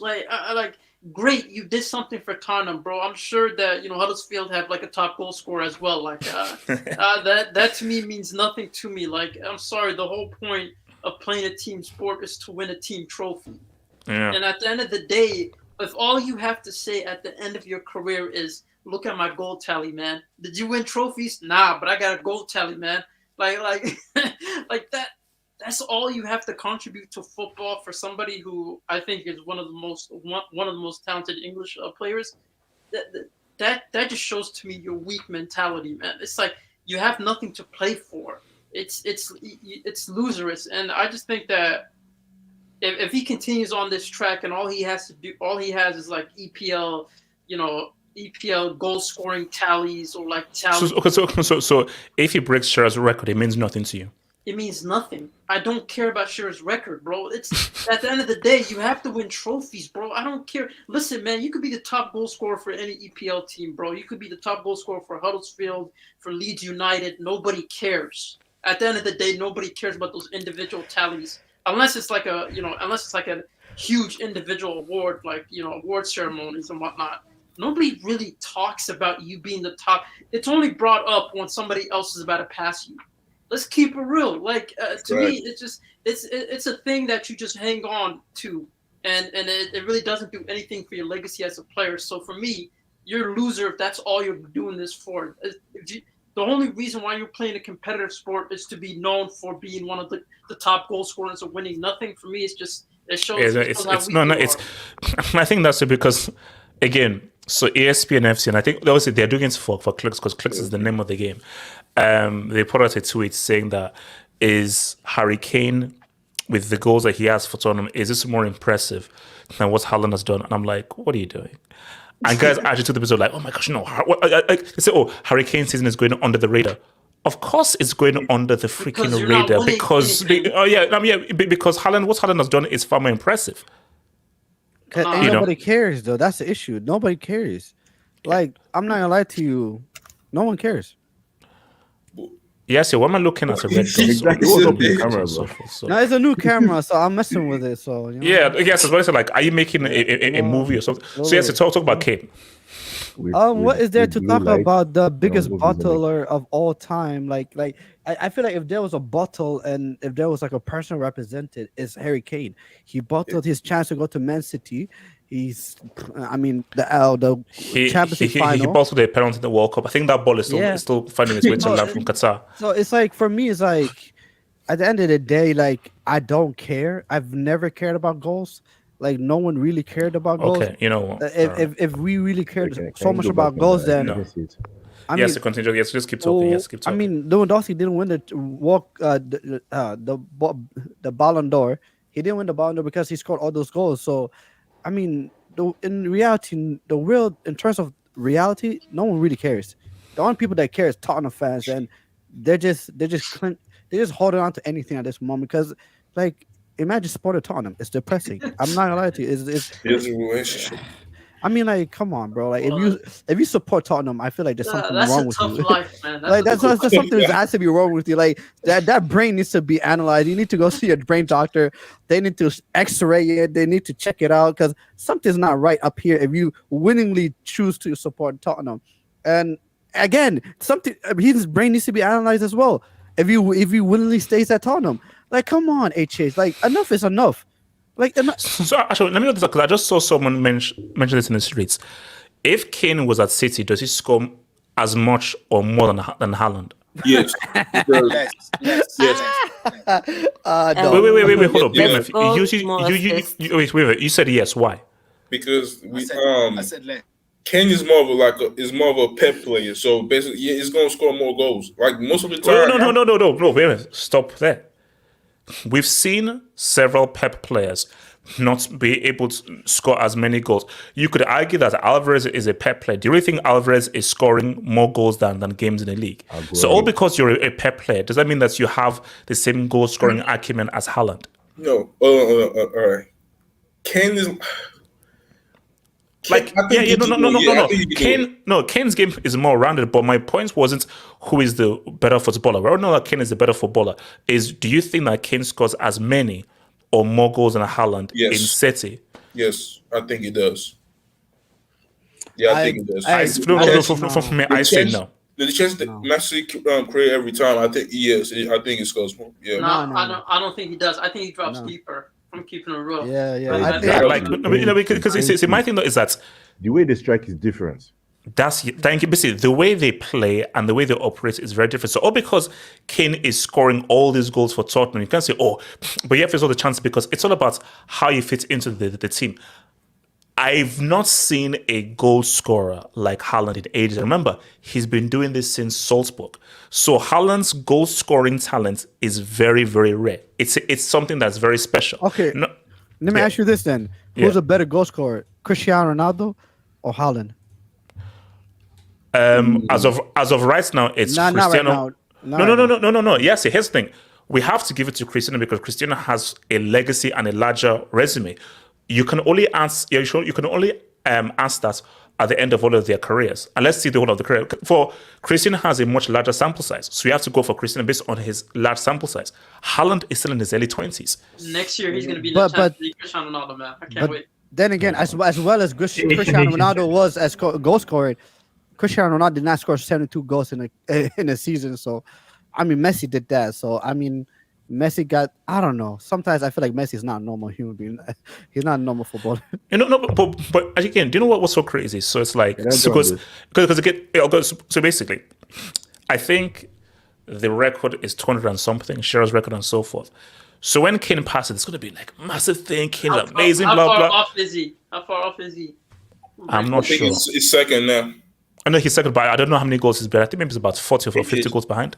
No, but see, here's my thing. The point I'm making is that the thing I'm making is that the record is at 200 and something. Do you know how many goals Messi dropped in La Liga? Like, just for a laugh. And you know that no one even mentions this because do you know what the focus on is for Messi? Hold on. The focus in for Messi is the UCLs, the La Ligas. I just said, this guy dropped 400 and something goals in La Liga alone. That says twice as much as Shearer. So Zima goes to your point. So when Hannah, when you finally break this record and so forth, the only people that will care are Prince Charles and Queen Beatrix, because that's 200 is not anywhere near as 400. And also, guys, stop, because Pep has disproved this. You'd put peak Messi in the EPL. GG's. It gets ugly. GG's. Peak Messi is putting 60 and 70 in his sleep. Yes. With the amount of space you are given in the EPL and how open it is, Messi is dropping 60 or 70 every season. You know how many goals he already has against English teams?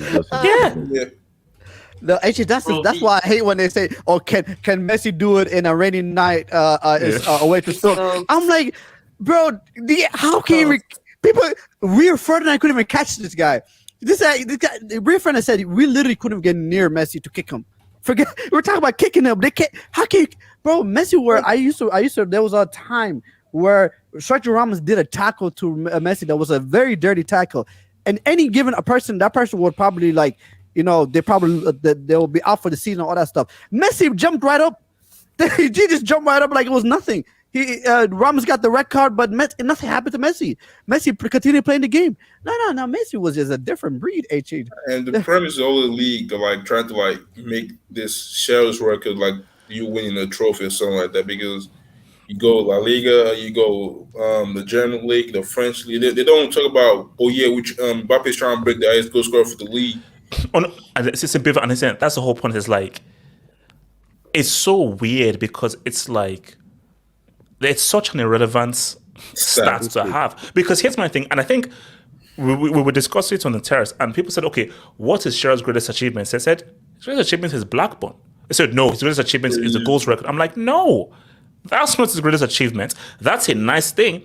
His greatest achievement is scoring the goals that led the Blackburn Rovers to the Premier League title. So surely that has to be more than, you scored a whole bunch of goals and thinking, no, because your goals have to carry weight, which is why I go to Kane. Kane, there is something different scoring goals for the sake of scoring goals and where, no, we expect to score goals. Just in this game, hey, I scored my 2 goals, we lost. Who cares? It's Tottenham. There's no expectation, there's no pressure. But if you move to a Man United, you're a marquee signing. We expect you to show up in that final. We expect you to show up in that game, and we expect your goals to have winners, equalizers, because we expect your goals to lead us to something. No more screw. Remember, Kane in big games is very bad. Kane in finals, Kane has a very poor finals record. So if you go to United, can you now deal with the pressure? Because what I'm getting from Kane is all he wants is this goals record, and for the English media just to like lavish praise with him, and it's like, hey, I'm all good, I go into history. Cool. In England, you are a legend, you're a god. In England isn't planet Earth. England ends the world. So maybe they'll give a damn about you. People in England, which ends the world. Do you guys, by the way, know who holds the assist record in the EPL? Giggs. Ryan Giggs. Really? No one knew that, but a lot of people don't know that though. So because it's like, does it really matter? It doesn't. No, it doesn't. Of course, it doesn't matter. So let me come to Marley. Marley, what are you saying? Yeah, I have an unpopular opinion about this. Not with the masses here, so I might be on my own. But I feel like Kane just gets disrespected a lot. His whole career. First, it was when he came onto the scene. He's a one-season wonder, and then it was he's not world class. We heard that one, and then we heard that he's not very. He doesn't have technique. He's just a goal scorer. There's just always something to put this player down. To me, he's a top 2, top 3 striker in the world in 2023. How can you be a top 2 striker with no trophies? Because the way I rate players is how good you are now and how you impact the team. And to me, he does that. Wait. So Somali. So being elite has nothing to do with showing up under pressure and your goals leading to trophies in big games. It does, yeah, it does. But that's not the only thing. There's many ways to like view a player, and the way I view players, his impact to me makes him a world class player. And as I said, I think he's a top 3 striker, top 2, top 3 striker in 2020. But that's true. But Manley, no, that's all well and good, but he's doing it for a team where there's no pressure. Because, man, as we all know, not everybody can deal with pressure. At Tottenham, there is zero expectation, which means that you can just stats pad. Wherever your goals, because there's nothing expected of you. We have never seen Kane in a team where something expected of you. When Luis Jose Suarez moved to Barca, based on how highly rated he was under pressure as you're now the main striker for Barcelona and expected to perform next to Messi, and he performed. For Lewandowski and so forth, as being a Bayern's main striker and so forth, he went there, scored the goals, and he performed. So there was an expectation of like, your goals need to lead towards winning a trophy. If you're just scoring goals for the sake of scoring goals, I can't put you elite. And man, you cannot be an elite player with no trophies. That's not true. That's not true. You can sorry. Be an elite, hold on. You can be an elite player without trophies. Also, pressure. I understand what you're saying. When you're at a big club, there's pressure to win. There's pressure to win the trophies and win the top games because a lot is riding on that, the fan base, the money spent, etc. But also when you play for a top club and you're the main guy, you can also lean on your players around you. So if you don't turn up or you don't show up, then your players around you can help you, i.e. The Real Madrid and City game. Haaland didn't turn up in both legs, but his team was still able to win. I don't view Haaland as a less player because he didn't score, but his teammates allowed him. No. But we saw Haaland for Dortmund against PSG. We've seen Haaland throughout this season score key goals for City that have heavily contributed to them winning the league. So like yeah, you take you take Haaland's 35 goals away. Yeah, that really harms City. So yeah, but my point is that when you play for a top team, that yes, there's more pressure, but also you have better players around you. So if you don't turn up, there's players on your level that can help you win games. And I gave you an example of that. This season, Kane's got 28 goals in, I think, 37 games. That's very, very good. And Haaland has 35. And Haaland is a top striker. Because it doesn't matter how much that Haaland has surpassed that. I'm not debating that. Haaland is the best striker this season. I think Kane is probably second or third. But you saying he's not an elite player or he's not world class, I disagree with that.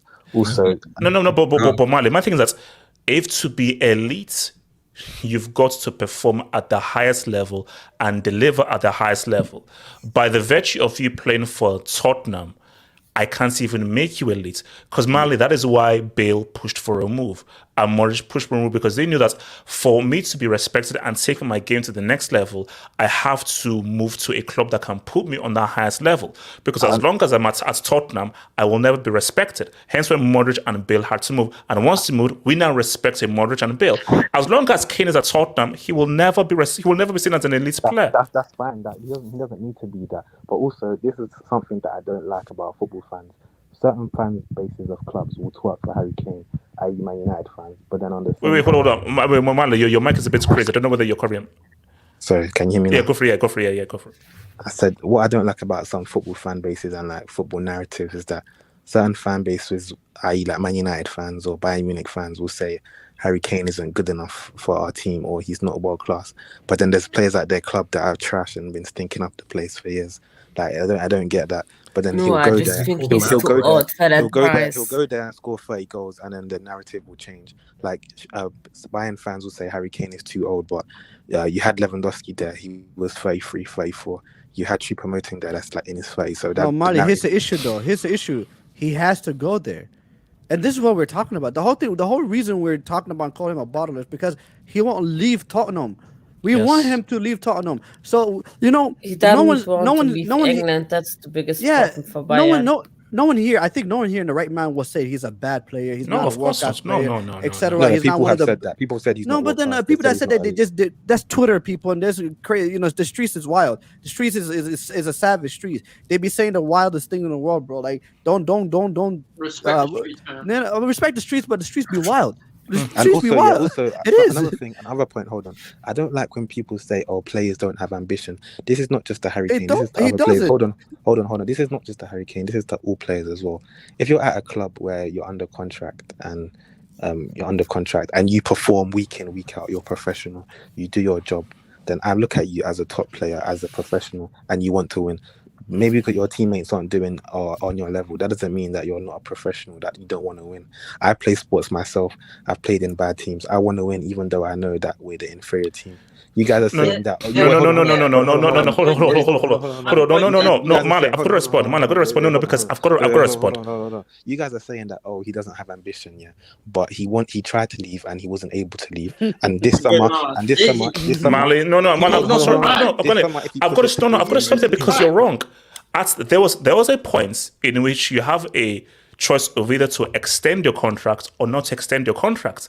So at a point, he chose to extend his contract. For 6 years. So nobody forced him to extend his contract. There was not a gun put aside that said, you must sign here. He willingly made a choice, knowing that this is Tottenham Hotspur. I know that you are a top striker and you could move to another club. So he willingly chose to extend his contract. If you truly had ambition, you know that if I want to put myself at the best chance, and if I do believe I'm the very best, I've got to be around an institution that's the very best, which is not Tottenham Hotspur. Okay, so by him extending his contract, that shows your lack of ambition. Okay, and let me respond to that. I completely disagree with that. Some players, they want to win with their team, the team they came up with the players they have, with the manager they want to be with. I look at players like Grealish and Rafinha. They was both at mid-table clubs, Aston Villa and Leeds. They've moved to 2 bigger clubs and they've won 2 league titles. They've won 2 trophies. But I'm not going to look at them as world-class players now because they've won trophies. I look at them as good players.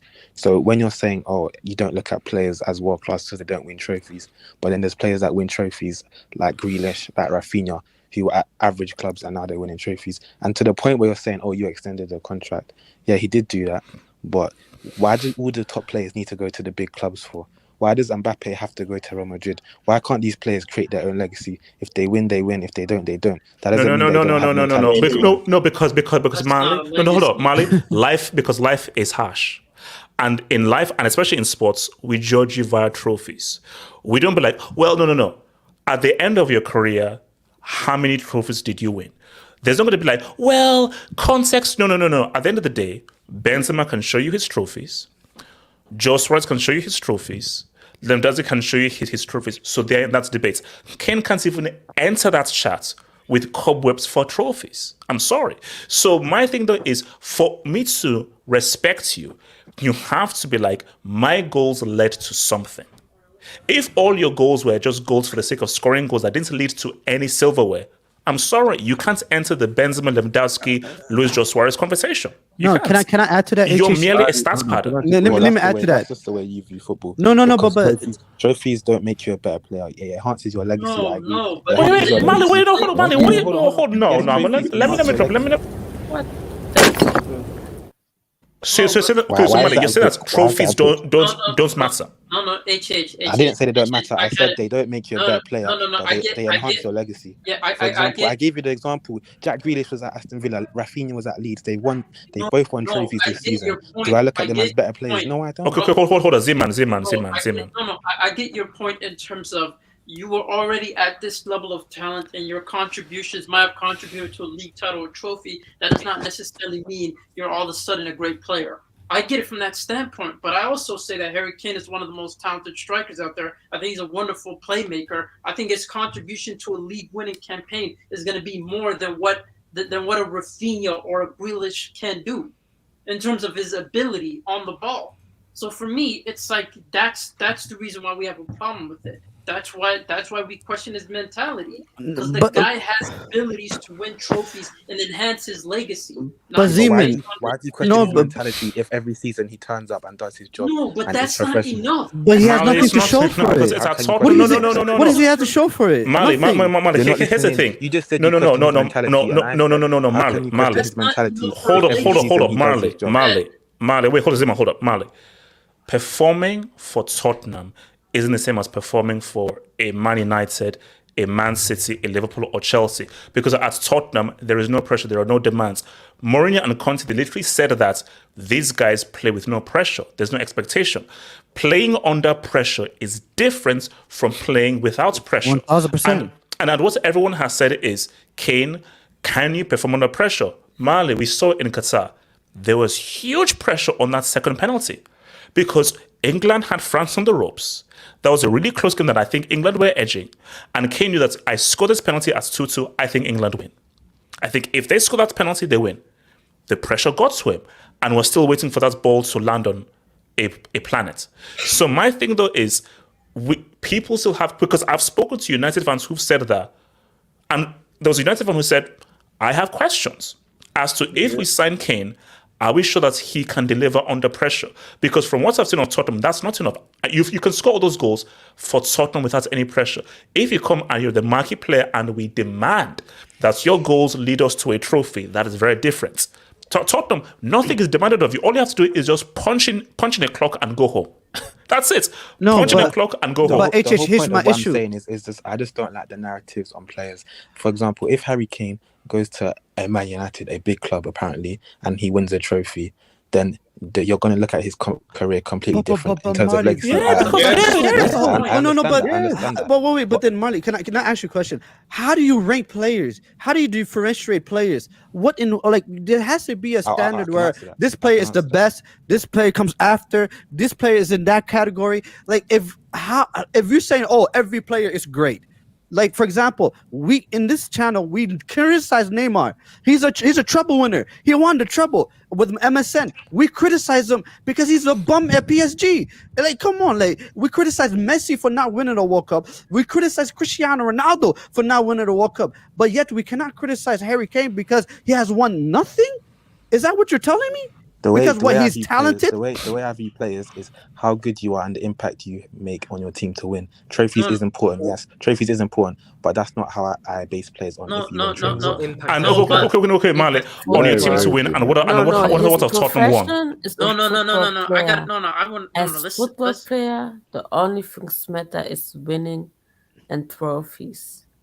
So I feel like my thing is I feel like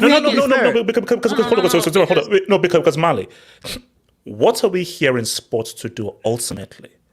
We are here to win. Yes, we are here to win. No. Also, we're here to win trophies. It's the ultimate goal, because the Premier League, La Liga, Bundesliga, it's a competition, and all 20 teams, all 18 teams are all trying to get that trophy. In the UCL, in the Europa League, all teams are trying to get that trophy. We're not just here just to, score a few goals, have a few assists. I want my goals, my assists, my defending, my saves to help my team lead towards getting a trophy. So at the end of my career, I can be like, I remember that trophy.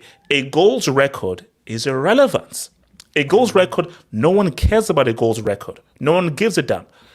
So sorry, Zima, what are you saying? No. My thing is when you think of footballing greats, they've all done something along, because in terms of legacy, it's about your individual talent. How brilliant were you on the field, but also what have you done? What have you accomplished? Maradona, what did he accomplish internationally? What did he accomplish for a club in terms of winning trophies? That stands through the test of time. That proves his greatness. The same thing with Pele. What he's done for football is greatness. But what puts it into perspective is the trophies he won along the way. I think trophies define your legacy as much as your individual talent.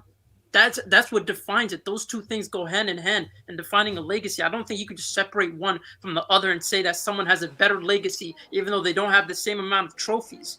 I think individual talent has to accommodate trophies. Zima, look, you can't have your cake and eat it at the same time. You can't do that. You cannot at one point say, oh, Harry Kane, he's an unbelievable striker. He's a world-class striker. He shows up every time for Tottenham, all that stuff. But at the same time, look at what Luis Suarez did for Liverpool, what he did for Barcelona, when he went to Atletico Madrid, also helped Atletico Madrid win a La Liga title. Look at what Benzema did last season, the way he carried Real Madrid, and say, you know what? Just because Harry Kane shows up for Tottenham every year in the league, wins nothing, that, you know what, I'm going to put him in that category. You can't say that. Who said that? That's what we're talking about. Can I ask Mali a question? But that's the point Mali was saying, though. Hold on. If Benzema performed the way he performed last year, but he didn't clinch it with a Champions League title, what would you have said for that year? I would have said that he had a world-class season. I would view him as a clutch player. I would view him as a top striker, and I would have still awarded him the Ballon d'Or. But for example, if they lost the final and it wasn't due to him turning up, then I would hold him accountable for that. Whoa, wait, say this. Repeat that last bit. I would hold him accountable for if his team lost the final when he didn't show up. I would hold him accountable for that. Isn't that Harry Kane's career? Isn't that what we're doing with Harry Kane? And you hold Harry Kane accountable for not getting over the line in certain situations. I haven't said because Marley, Kane has had a few finals. Tottenham have been in a few finals where Harry Kane has been there. And in some scenarios, he hasn't got over the line. Then that's where you hold him accountable. Yes. But my whole point was the viewpoint of players and trophies and him not being a world class. That's just I disagree with that. But man, I just think the whole thing here is Kane has to be very careful. I think someone even mentioned it in the streets. If we have a scenario, and I don't think it'll happen, but let's just say we have a scenario that Kane retires, and his only achievement is being Tottenham's highest scorer and breaking Shearer's record. You've had a failure of a career. You've had a failure of a career. Ability, yeah. But also, like, there's circumstances with players and teams. Some players can't always move to the big clubs. A player could be from an academy and be in the right situation, like a Phil Foden, who has 5 Premier League titles, and Kane, who has 0. But I'm not going to view Foden as a better player than Harry Kane. But Mali, let's take on Kane. You are the captain of England. You're the poster boy of England, which means that you are obviously, and you're one of the top strikers in the world. So therefore, you can move to a big team if you want to, but you signed a contract extension. So, and I don't. So that argument is a moot point. When your contract was up, you had a choice of either extending it or saying no. I'm going to push for a move, and I'm sure there were several clubs in the Premier League who would have tried to go for one of the top strikers in the league. Obviously, yeah. But at that time, Benzema was at Real Madrid, Suarez was at Barcelona, Lewandowski was at Bayern, and Aguero was at Man City. So the clubs that was winning was at United. Didn't United need a striker? United at that point, Tottenham was doing better than them, and he signed that contract around the Champions League. But that's the issue. Like Tottenham, it's like you comparing Tottenham and Man United. How? Did you just listen to what I said, bro? Did you listen to what I said? I said all the top clubs had a top striker, so he couldn't move to a top club. I'm talking about United. So you're saying that at a point where he could have signed a contract extension, Kane thought that it was wiser that Tottenham would be a better bet than moving to Man United. At that point, probably yes. That's the issue. That's an L. But that's the issue. That's the problem. That's an L. That's crazy. And also, why do we say that players just because they don't win, they don't have top mentality? Why do we say, oh, when Mbappe didn't go because to he could leave, like have top mentality? No. Because he could leave. He has a World Cup. No, Mali. Again, I say this again. The name of the game is winning. Trophy, yeah. And it's trophies. And to win a trophy, you need the highest elite mentality. Mali, it doesn't take an elite mentality to show up punching a clock for Tottenham Hotspur, because these guys demand nothing. But if you move to Man United where they are desperate to win a trophy based on the stature of the club and the expectation, that is a different kind of mentality you have. So the kind of mentality that Kane will need for United is different from the holiday camp that is Tottenham. Tottenham is a holiday camp. Nothing's expected of you. Yeah, and it's a free ride. He should push for a move this summer and try to go to a bigger club. Hold on. He should try to do it. Mali, do you get my point that you can't have an elite mentality when you play for Tottenham? You can't. I don't agree with that. I agree with the point. Mali, how can you not agree with that? It's Tottenham. Hold on. I agree. Wait, hold on one point. This is my last thing. I'll agree that you need trophies to have a top legacy, and if you want to be like a top 10 player, an elite 1% player, yes, you need trophies. I agree with that. I don't agree with the point that you don't have a good mentality, you don't have a winner's mentality because you're at a club like Tottenham. Yes, when you want to try and move and make the move. But if you can't make the move and you turn up every season, I found the issue, Marley. You can't say you don't have a top mentality. I found the issue. Gatlock. Marley, you're underestimating mentality, man. I'm sorry. Like, if you in a club like Tottenham, where they come close from time to time, but you can see them regressing. You gotta make that move because I understand the temptation to win a trophy with Tottenham. They want to lead the club that you love to a trophy. I understand that temptation, but Tottenham look at how they are regressing even more and more. They're a dumpster fire. They've not progressed ever since 2019. They keep declining. You gotta make this move, and you should have made the move before. You need to understand that guys like, for example, Suarez, who had these 31 goals in the Premier League, and then he moved to Barcelona. When he made that move, people respected him even more. Same as Lewandowski, he could have stayed in Dortmund. Let's not forget, Dortmund were winning Bundesliga when he was there. Then he started shifting to Bayern, and then he went on a free to Bayern, and it took him a while, but he went to go and win his Champions League at the end of the day. You gotta make that move. Haaland moved from Dortmund to City. Why? He was already scoring goals. Let's not forget, the guy was averaging 27 goals in Bundesliga with Dortmund. The guy came in here, and now people have already elevated his. The guy is 22 years old, and people are already putting even more respect on him for putting City in a potential chance to win a treble. Luis Suarez, though. Luis Suarez, yeah, mentality goes a huge way, and we've seen with Kane. Sometimes he flops with mentality. Champions League final, I know he was injured at that point, but still, let's be honest, he did not do anything. In the World Cup, penalties. Euros final. I know he was going to the Euros final. The guy, no, he wasn't. Yeah, actually, the goal came because what the goal again? Wait, he had like one shot for the whole 120 minutes as a striker. Euro final, guy didn't do anything. Euro final, he didn't do anything. And even the World Cup recently, he missed that second penalty, bro. So there are times where, based on everything, all the information and the data we got in this guy, big stages, he has turned up for Tottenham against City United, and people consider those big games. But those are like big games in a less pressurized situation.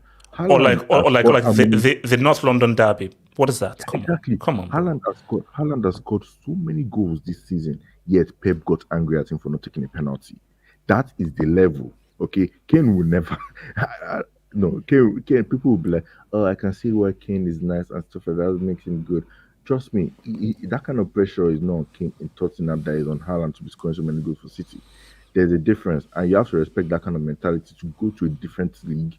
To go to a different club who are aspiring for more and do it there. Because the thing about Kane is that he has talent, but that mentality to go to a different place with more pressure to show that talent, it's different, bro. It's different. And hold on, let me hear some dubs from guys who are waiting some dubs.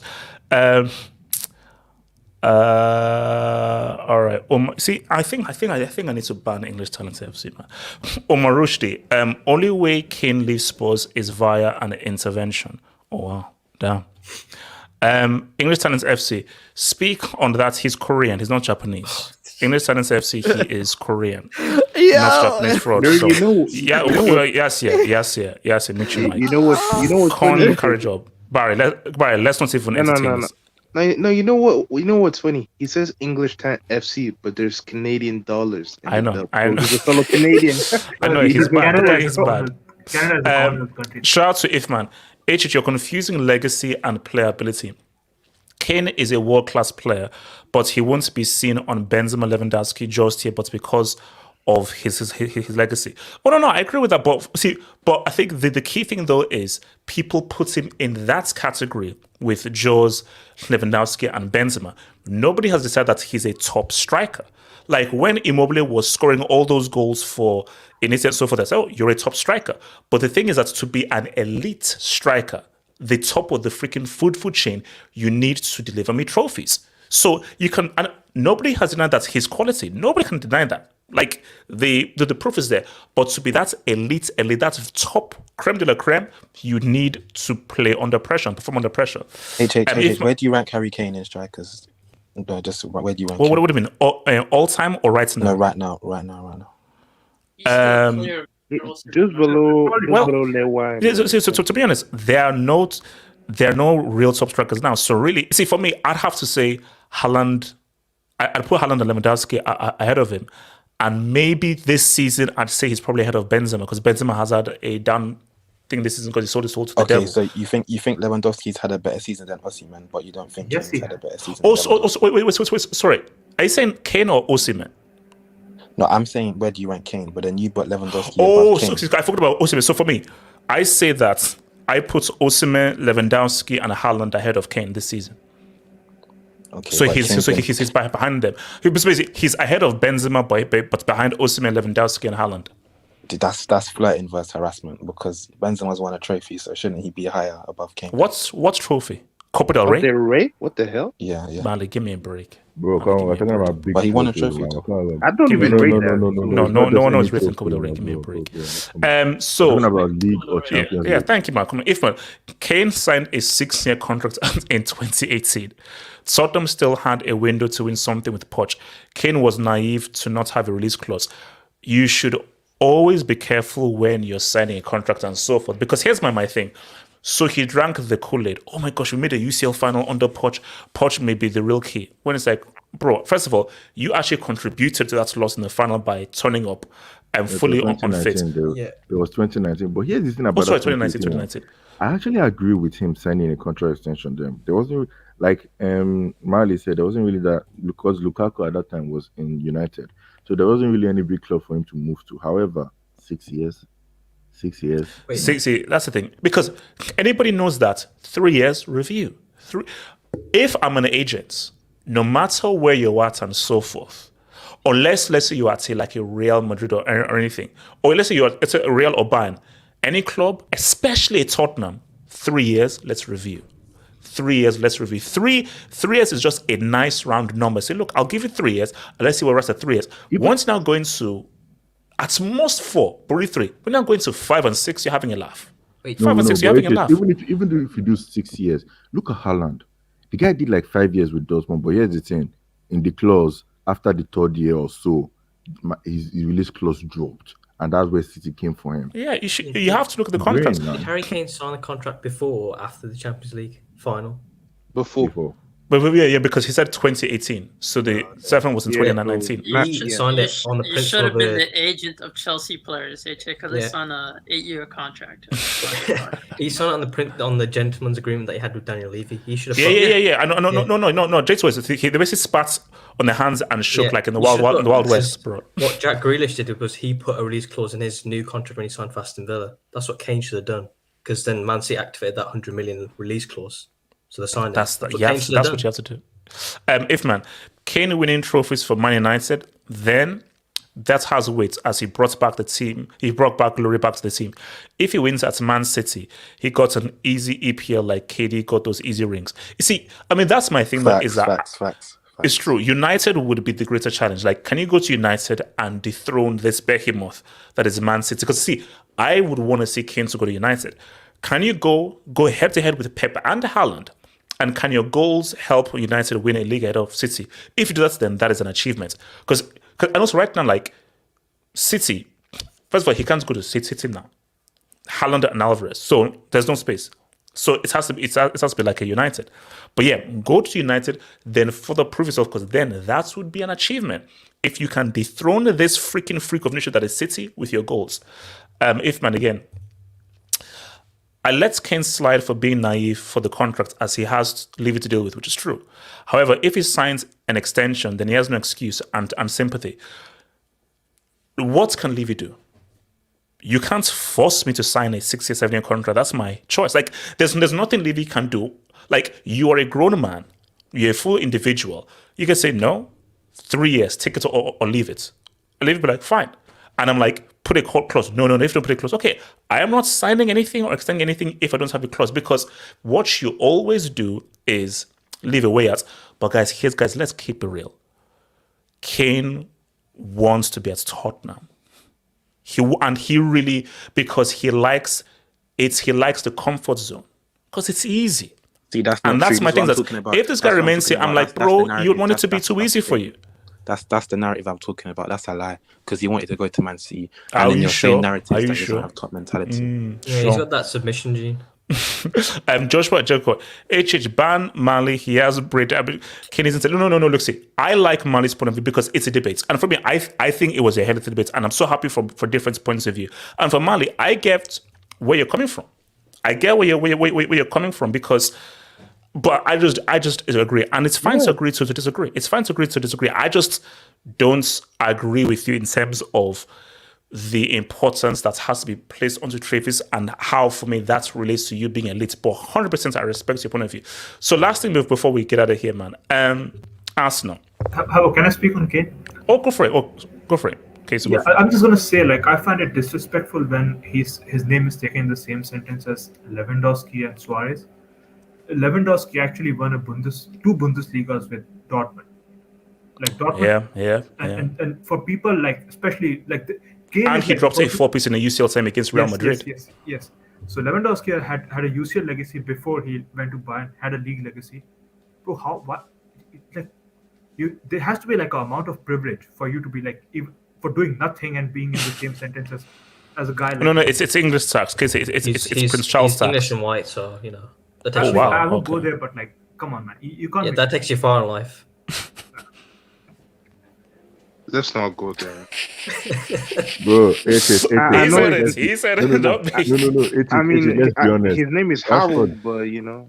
Yeah, let's be honest. Rashford had to feed kids to get MB. This guy just no. But listen, here's the thing. All I'm saying though is that if you've lived in England, you know how things go. Like the PR is huge because Case, you're right. For a man who's not won anything, it is actually insulting that he's even put in the same breath as Lewandowski, Benzema. So because that just shows you the kind of like, how do you even have the audacity to be put in a sentence as these legendary strikers? Tell that to your brother though, like, because he does it a lot. But I do think that, like, what I'll say is that people do have a bubble mentality. People feel that anything you do in the EPL relates to the world. So if you're the king of the EPL, that's now relates to you being the king of the world, and because people just live in a hive mind. So I'm not kidding. This guy is not even like close to Mandzukic. Both of them were in the semi-final. Look, Mandzukic scored in two separate UCL finals. No, in the World Cup final. And he scored in the World Cup final as well. Yeah. Against him. And why don't people put respect on Mandzukic? Mandzukic is very underrated. See, here's Casey, thank you for bringing that up. I would rather be a Mandzukic than a Kane. Yeah, for all the goals he scored on thingy, Mandzukic doesn't have half of the goals that Kane has. But Mandzukic's goals, they all carry weight. He scored in the UCL final for Bayern that helped them win it. And fine, you lost 4-1 against Real Madrid. Bro, that is one of the best goals in the UCL final. And you scored the winning goal that took your country to their very first World Cup final. A country that doesn't have as much population as London and most cities. So, for me, give me Mandzukic's career over Kane's career all day, every day. He scored in a World Cup final, Mandzukic. Yeah. Because of Loris mistake. Yeah. Oh yeah, because of Loris. He killed Loris' career. But what about the goal scoring record that Kane achieved, man? Oh yeah, goal scoring record, boo. Okay, guys, look, so let me come to J2S, man. Where do Arsenal go from here, man? How do Arsenal recover from? Because I read something online and I don't know what this was, but I don't know what they said. Like this mental capitulation is going to be spoken about for years. So I think that something happened, and these guys crumbled. So, do you blame the players or do you blame Arteta? You got to blame both sides.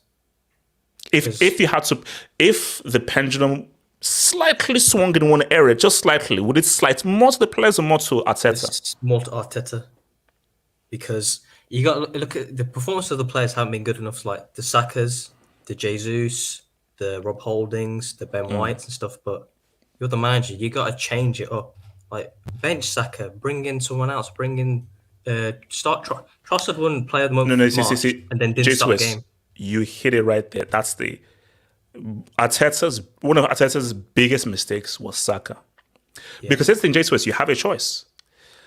Either you play through this and he gets better, or you bench him, and he made the wrong call. I have a response for that. Yeah, and even today, you're changing your tactics and setups. We're playing Partey at right back, the new centre back at left back. Why are you experimenting when you need to win?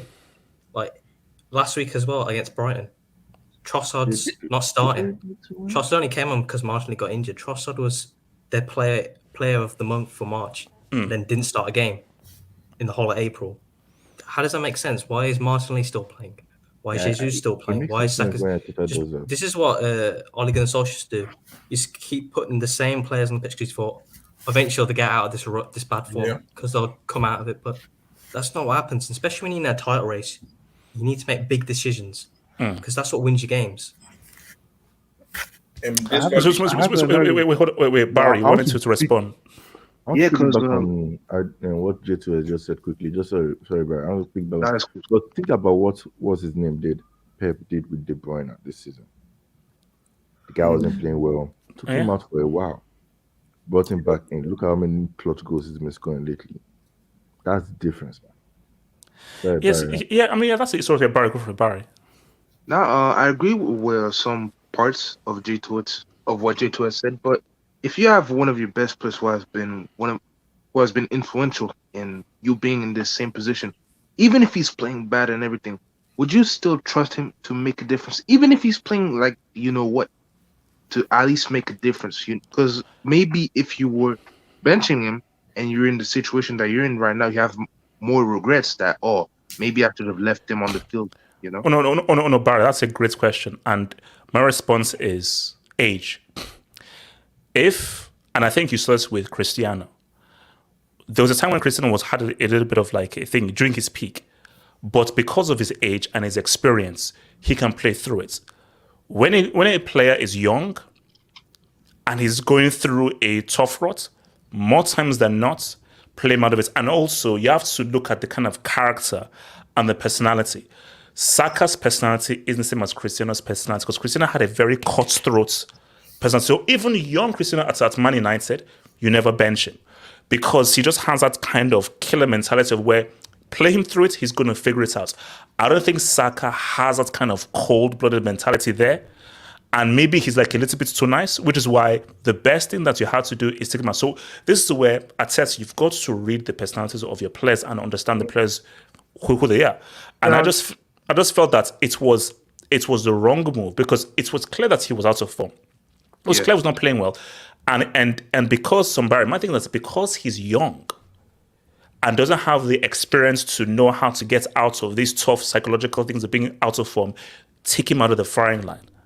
Take him out of the firing line, let him rest up and come in refreshed. But he played him, he was, kept getting worse.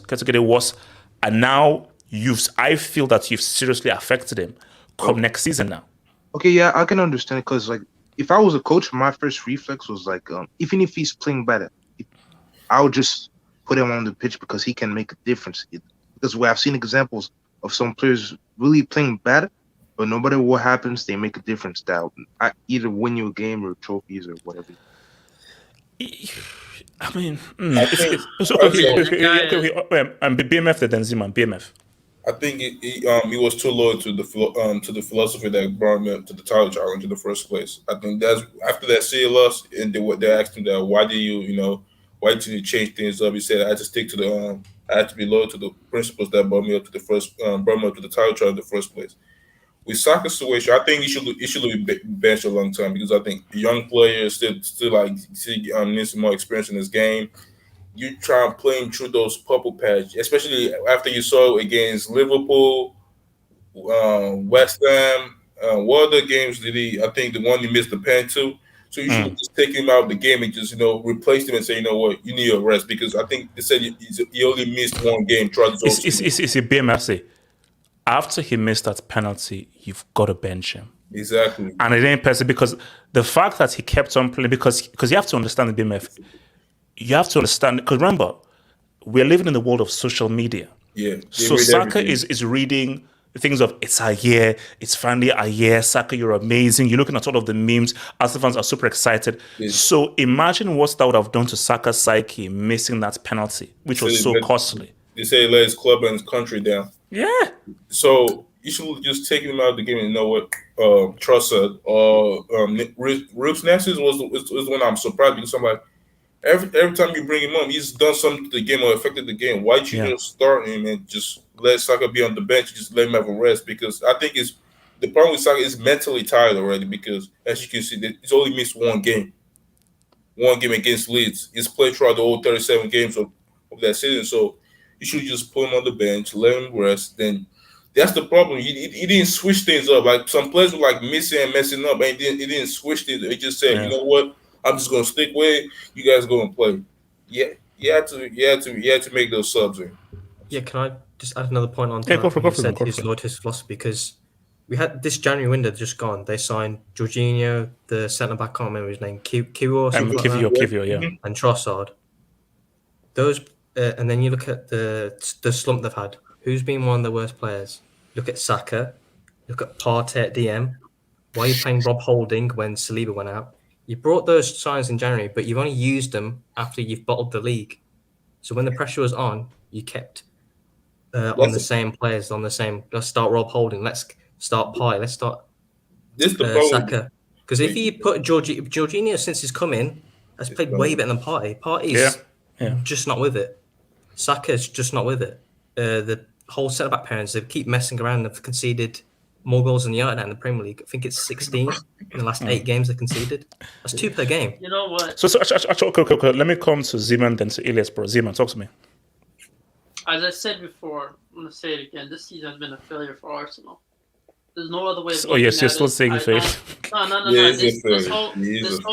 I disagree. No, this whole, it's a disappointment. No, it's a failure.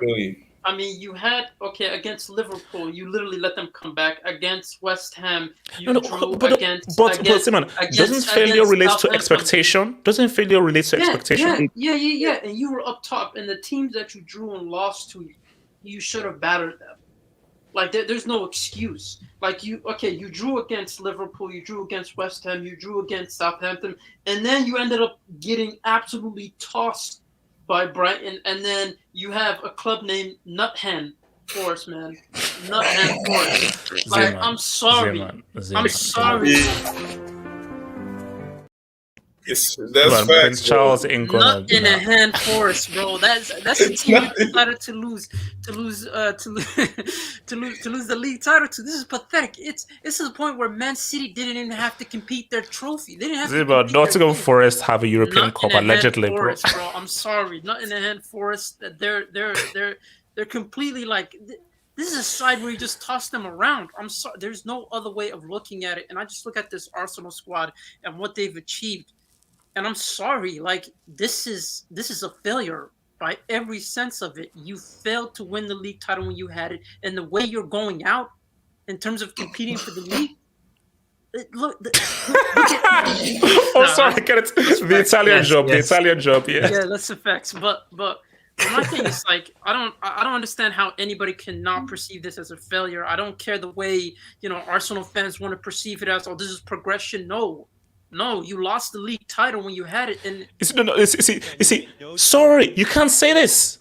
You can't say this. They're the biggest in North London. Nothing. Yes, because Arsenal fans, I'm sorry. You can't be the biggest when you've never won a European trophy. So hate us all you want and everything. We have league titles, Champions Leagues, Europa Leagues. You've never won a major European trophy ever. I'm sorry. You had a chance against us, but we said, what's up? So my thing is that you can't say this. Now, in terms of popularity, in terms of clicks and so forth, cool. But in terms of football, how can you be bigger than Chelsea when you've never won a major European honor? That's why when they went out of the Europa League, they didn't care, yeah. And they were arrogant about it. My thing is, bigger fish to fry. No, and my thing is, Arsenal fans this whole time they kept saying something about, oh man, it's like we're out of this cup, we're out of that cup now. We can just focus on the league. It doesn't matter. They were putting their whole chips on this, and your club failed. Your players failed. Your manager failed. There's no way. I don't understand this whole thing of like rewarding failure that's happening in football. Like, we're in phase 4. Like, I'm sorry, bro. That's wait, hold up. Is this like MCU or something? This is the Marvel verse, man. So what is like a Marvel verse? Phase 4 is even the good part. No, but that's just like, I'm sorry. This whole idea where it's like, oh, it's only a disappointment. It's only a disappointment. It's okay. You could try again. No, you failed. And here's the thing: you're not going to get that same chance again because Man City, Chelsea, and all these other clubs are going to end up being better. You're not going to get a chance like this again, Arsenal. So I don't know where this whole like they could contend for next time. I don't know where it comes from. It's too much competition. Wait, hold on. Let me go to Elias. Elias, talk to me. Arsenal's like, okay, how do your reaction to the way that Arsenal have bent over to give City this league? Well, wait. First of all, can you hear me? Yeah, yes or no? You're quite low. You're a bit low. Let me change my settings. You just come back to me real quick. Okay, cool. BMF, what you supposed to say? And then I'm come to about to Catlock. check the link I put in the chat. There's a Twitter link. Oh god, I'm not sure that I ever want to view this, bro. Got super. Gatlock, what do you want to say? Where will I look at this link? What was I going to say again? I still don't think it's a failure, bro. I don't know. I still don't think it's a failure. I don't think. Can I answer something? Yeah. Barry, go for it because you have to have expectation. Barry, go for it. Yeah, because I think every team at the beginning of the season they round up and they say, "All right, what's our goal for this season? What do we want to achieve?" I think it was top 4. I don't think it was to challenge for the Premier League because when I look at the squad, Arteta, and the previous experience where there was something on the line, top 4, they bottled it last year. So I didn't have any expectation whatsoever for them to challenge for this Premier League. Barry, same as me. Also, Barry, do you know what I always say? Okay, you were challenging for the league, you were overachieving. Exactly. So all because you're overachieving, that still doesn't mean that when you fail in your overachievement, that's not a failure because your objectives don't change when you stand at the better season. Because if you know, that means what Arsenal were doing was overachieving.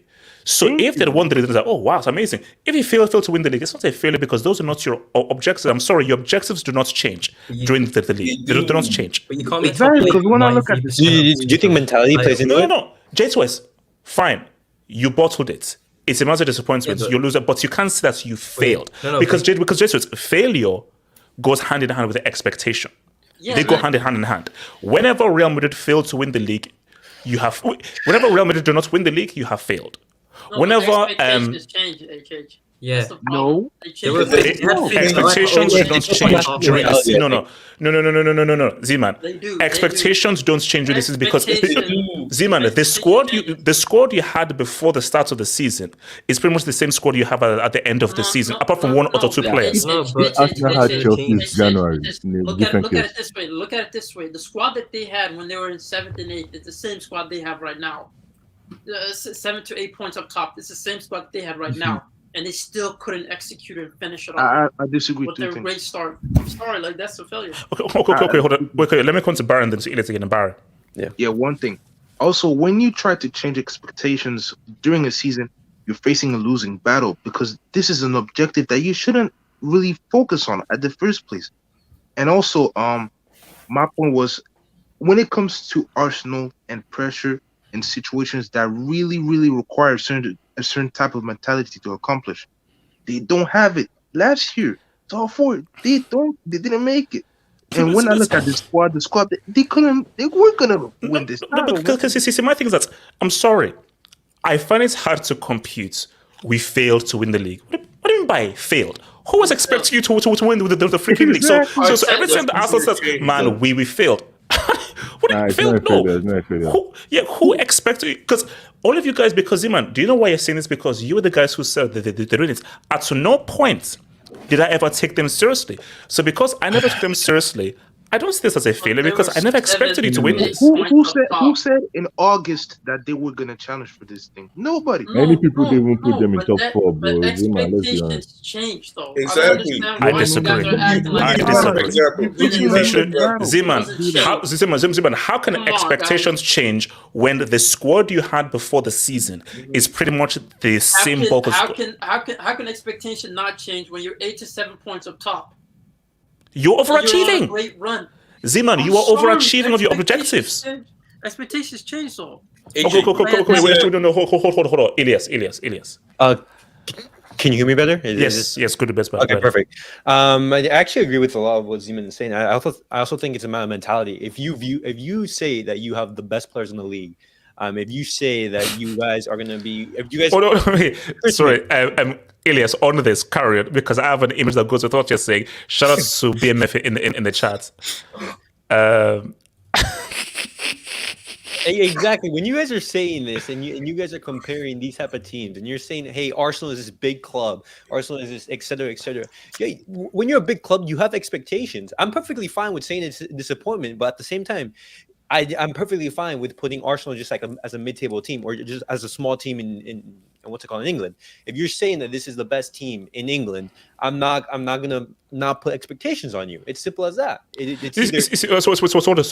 for the guys listening on the podcast, this is from a Twitter poll. So it said that people laughed. So this is from March the 1st.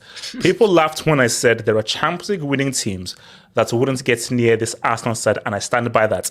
Let's take Bayern 2012-2013, guys. That is a treble-winning Bayern side, arguably one of the greatest treble-winning sides ever. Other than Ribery for Martinelli, who starts in that Bayern team for this Arsenal team? So, guys, hold on.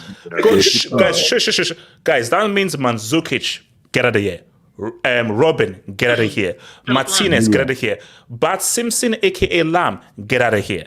Guys, Schweinsteiger, who was seen as arguably the best midfielder in the world between 13 and 14, get out of here. That's crazy. Neuer. Guys, Schweinsteiger, Mandzukic, Robin, Philipp Lahm do not get into this amazing Arsenal side. Neuer. Alaba and Neuer. Guys, wait, J2S, who the hell is Neuer compared to Ramsdale? J2S, you know who Ramsdale is? The heck, Neuer. Neuer. Sorry. Elias, back to you. Elias, continue. 7.9 million views. Yeah. No, as I was saying, not a single Arsenal player gets into that Bayern team. It's like that. Arsenal were in good form, and I did say that they were favorites, but at the same time, this is Man City. Man City didn't hit their run of form. And overall, Manchester City are just simply the better team. It's just that simple. Arsenal aren't good. What are these guys saying? No, he has to be trolling. What are these guys saying? He's good at left back. What are these guys saying? Yo, send him the link. What are these guys saying? What are these guys saying? So, my dear friends, you're saying Saka starts over peak Robin. So is that what we're doing right now? Who's the better defender? Ramsdale starts over Neuer. Who's the better defender, Saka or Robin? And just guys, Neuer is seen as one of the greatest keepers of all time. And it was Neuer at his peak, where he was reaching about to win the World Cup, and you're saying some dude called Aaron. What's over it? What's pissing me off is if that guy only had like 7. Okay. Yeah, he's trolling. Okay, he's trolling. Yeah, he's trolling. Yeah, he's trolling. Okay, the guy is trolling. Okay, it is what. So sorry, Gat, what are you saying? If that tweet only had like 700 views, I would have been like, okay, this guy's just a troll. 7.9 is what's scaring me, because that means there are a lot of people reading in and believing that shit, bro. Like, oh my god, are you a funny thing that made me laugh? During this Arsenal seeing the process. No. What is Arsenal doing next season? Elias, and that is perfect. So Elias, so when Arsenal were actually doing their thing and so forth, we had the guy Nemo, Arsenal fan, and he was like, you know what? No. This is the start of something we're going to push on. And I said, Nemo, treat this season very carefully. Now, I don't think you're going to win. But if you are going to win, you better win this year. Because Man United, Chelsea, Liverpool, Newcastle, they're all going to re-up and they're going to take things to the next level, and they are backed in ways that you're not backed financially. So, what has happened is, first of all, remember this was months ago that I said that I don't think you're going to compete, unless it's even worse now. Mm-hmm. Based on the way that they have given this up, based on how they've capitulated, I think this is going to psychologically and mentally scar them. Because the narrative right now is you completely bottle this and you completely embarrass yourself and you give it away. You guys are choke artists. And this is going to mentally affect them for next season. So for me, I'm sorry, Arsenal are not competing for anything next season. They're not. Sorry. Where is Nemo, by the way? 2 years in a row. Do you think the name was going to come back? Finding Nemo. Yeah, Finding Nemo, bro. Finding Nemo. 2 years in a row they did this, bro. 2 years in a row. Bottled to the top 4, bottled the league. And that adds like the mental aspect. Yeah. You see, for me, that's why, like, I have to put it to Arteta because of the young players. See, if these guys, if the core were old, then I'd be like, bro, come on, players, you choked. But when your core players and your key players are the young guys and so forth, the older guy, and considering the manager, I have to put it towards you. And I just feel that Arteta is maybe a little bit too emotional. I remember Henry said it. don't play with emotions. You cannot play too much with emotions, So Oh, but um, HH, wait, hold on. Excuse me, bro. But that adds to our point. If we knew that Arteta wasn't that guy mentally, the players they had a history of choking, and the adversary, Man City, why would it be a failure? Because we It's all a fail knew that because they didn't have what it took to overtake Man City. okay. BMF, how is this a failure? Because you can't say, oh yeah, I'll go for the league this season to get top 4, get Champions League, and then based on your season, there's a surprise season you first, then you were 8 points clear for like because you were overachieving.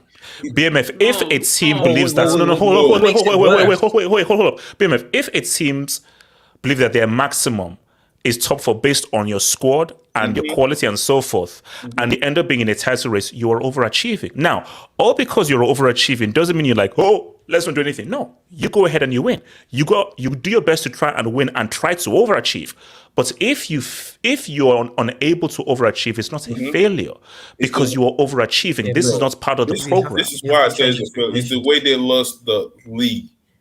The draws they had with West Ham, Southampton, you bottled it. And Liverpool. It's the way you lost the league. If they had you bottled it, you didn't fail on your objectives. You bottled it. You flopped. You didn't fail. Look at United for example. You didn't have us in the top 4 in the beginning of the season. You were like probably say we're gonna finish 7th, 8th. Okay. Now that we're in the top 4 and Liverpool was about to come for our spot. I said if we don't make top 4, that's a failure because the objective changed. You can't just say, you know what, this is not a failure because we just overachieved. So hold up. So it sounds United's objective wasn't to get top 4. No, it wasn't because no one had us in the top 4. I'm just wait, hold up. James, what was it? Our objective wasn't to get top 4 this season, it's to get Europa spots. 5th was our best. Exactly. Okay, no. Here's the thing. If those were your objectives, were to get top 6 and you get a top 3rd, you've overachieved. Yeah, but and my thing is, if you were in, okay, here we go, cool. So you get 6th or 7th, you're in the top 4 race, and Liverpool just get it ahead of you. You flopped, but you didn't fail. We failed because your objective is based on squad, player personnel, new manager come in. You've done all these calculations based on all the calculations of the manager profile, his experience, the squad you have, the players you have, the funds you have. You've now done the calculations to say a maximum is 6th based on where we are right now. So if you overachieve, that's great, but you're overachieving.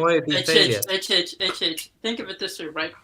If Man United spent 90% of the time in the top 4, exactly, and they bottled it at the last minute, and they don't make it to the top 4, they bottled it. That's a failure. It's a failure. That is literally a failure. That's the same thing with Arsenal. They were on top for how long? Just for them to not. So you're telling me this isn't failure? If Man United were 15 points clear of Liverpool, if we let Liverpool catch us 15 points ahead, is that not failure? It's no. You epically bottled. But you did not fail. You screwed up. You flopped. You messed up. You bottled it. You bricked it. But you didn't fail because the word fail goes hand in hand with the expectations. But keep in mind, you flopped. You messed up. You screwed up. You should be bitterly disappointed. When is the next time that Arsenal's going to challenge for that league title? Oh my gosh, Elias, Yes, I'm being real with you. I really don't know. Because, see, Elias, this felt like... Because Elias... I don't know the next time Arsenal is going to be challenging. This could be... The next time they challenge could be in 10 years. It's because Elias, here's the thing.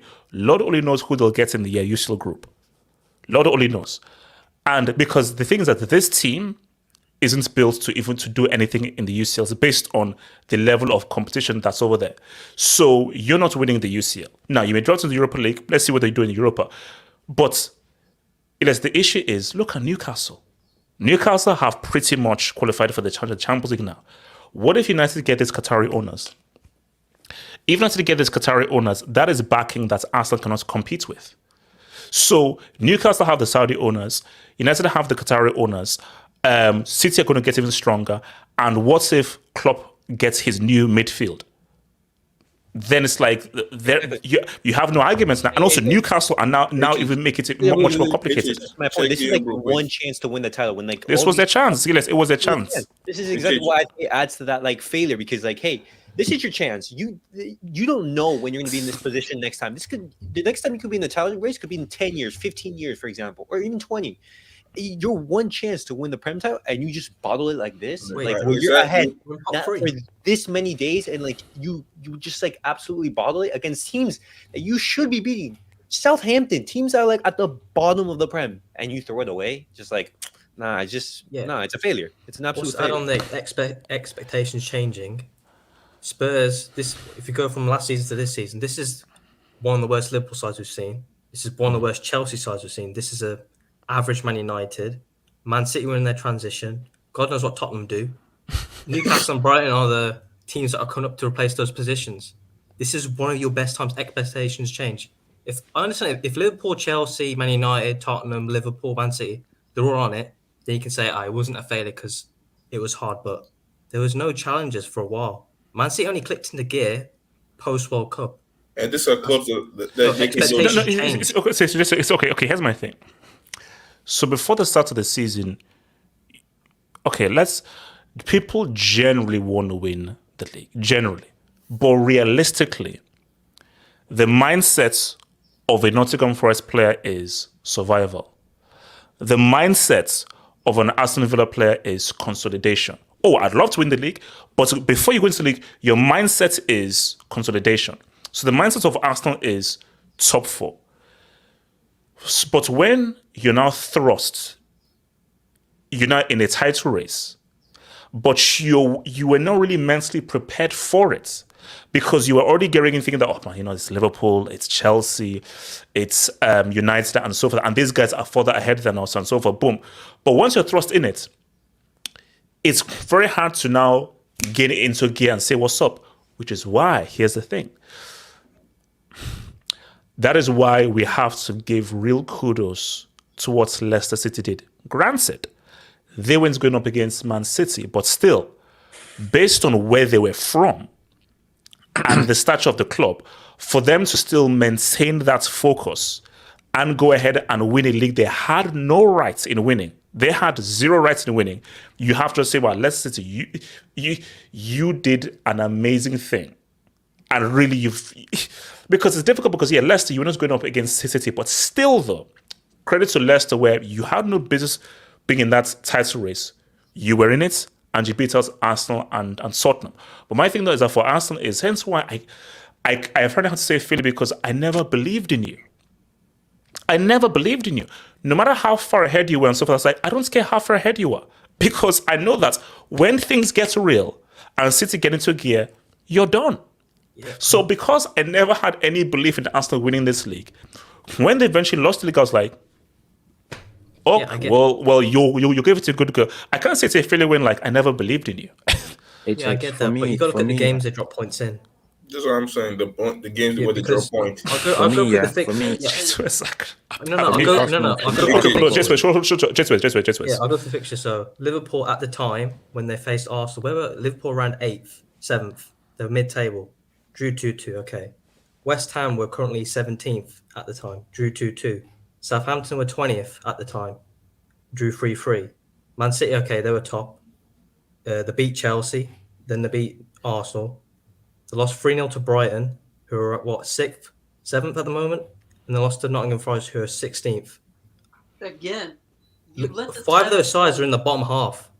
Yeah, you lost to Nut in the hand, man. Let's say guys, it's because sorry, Marley, go for it. Exactly. For me, the bottom line is this: Arsenal, they bottled the league, and I agree with Z-Man. Expectations change during the season. That can be based on transfer market, the transfer window.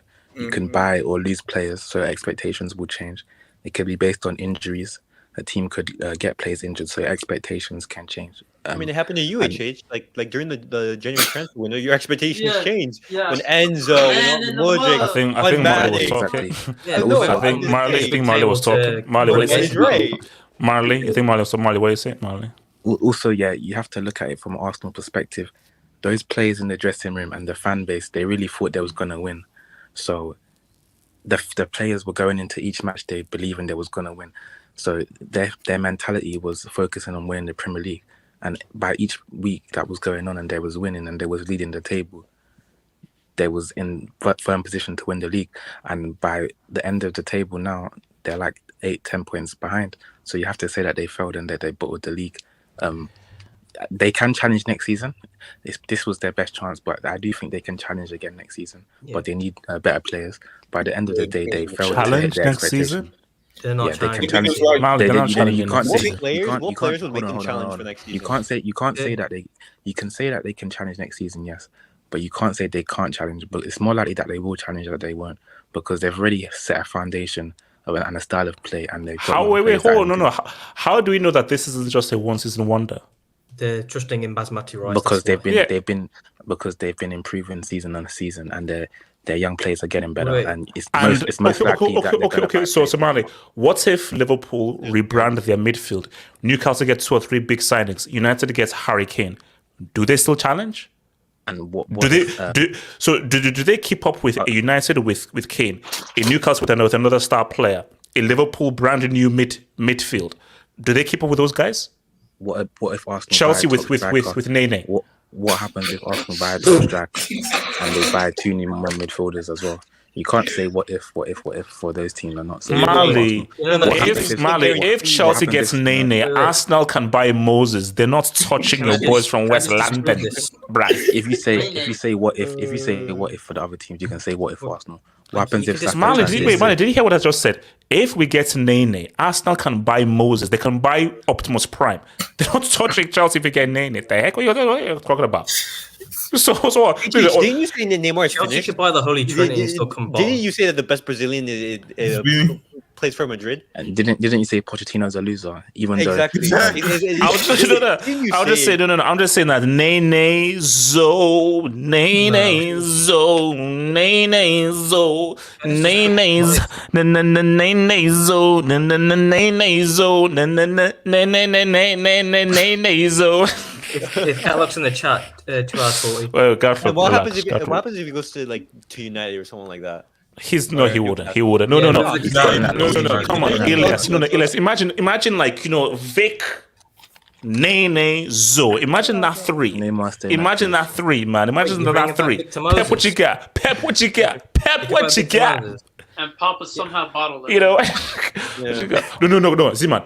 Nene, Zo, and also like Pep can't do anything. Yeah, easy EPL dub.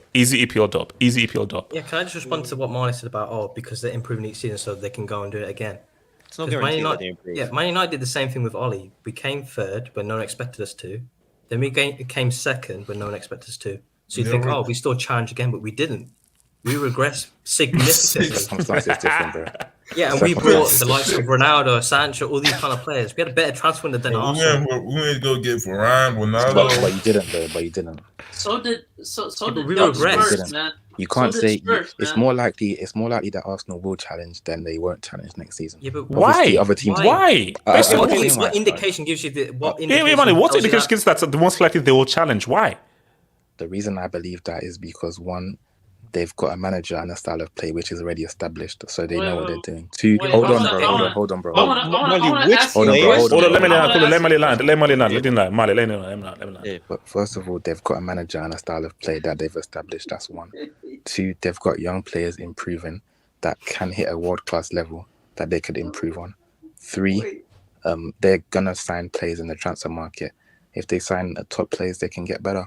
And also, you're saying that the competition in the league will improve. I agree. But if that happens, then the other teams will be taking points off other teams. So I'm not saying they're going to win the league. They're playing Champions League too. Wait, I'm hearing a lot of I agree. What I'm saying is I believe that they will challenge. So of course, Ziman. I want to ask the question: are you an Arsenal fan? Do you happen to be an Arsenal fan? No, I'm not an Arsenal fan, bro. Are you a Barca fan? I'm a Neymar fan. Oh wow! Oh, the first player fan. Your name on sexual. Yeah, but shout out to the sexual players. Which Mali convince the boys to come to Chelsea. Chelsea. I want him to go back to Barcelona, please. Well, unless unless you kidnap Tebas and implant him with like a different brain cell and so forth, they can't financially afford him. So the only guys that can financially afford him are those are the guys that can afford him. You know, PSG don't deserve it. those guys can afford him. That's piercing my ears, man. Hold on, let me get some Dubinsky's, man. It's fair. Think of any player as good as Kane and trophyless. Ooh. Oh wait, no. No one comes to my mind. Yeah, no one comes to my mind. Malik, can you think of a player as good as Kane that has no trophies? No, I can't. He's probably the best player that's never won. That's interesting. So Kane is the only wonderful world-class player that's elite with no trophies. Can you bring up J. Jacob's comment? Speaking about trophies, are we gonna talk about Phil Jones' retirement? I mean, it looks like he's shout out to your boy Dark. Thank you for the dub, Dark. HH, please don't tell me Arteta bought a dog for the training ground. They named him Win and then probably lost the league. HH level, that's a lie. I refuse to believe They this. literally put a dog. Yeah, I refuse to believe this. This is a lie. I refuse to believe this, and this is not to believe. I will refuse to believe this. Hell no. Madrid zone territory. But it's fair. Arsenal basically have a toddler coaching newborns. Chose to have a young squad manager, no vets or leaders. Bringing a dog to training is a make-a-wish. Wait, is this true? I said it. This can't be true. This can't be true. No. It's help with morale and stuff, isn't it? No. I was fair again. AK was right. They had no other trophy to play for by choice. Season is a failure. Liverpool last season didn't get the Prem or Seal, but still got 2 trophies. That's a fair point. That's a fair point, because if you're gonna only come out of a competition, it better be worth it.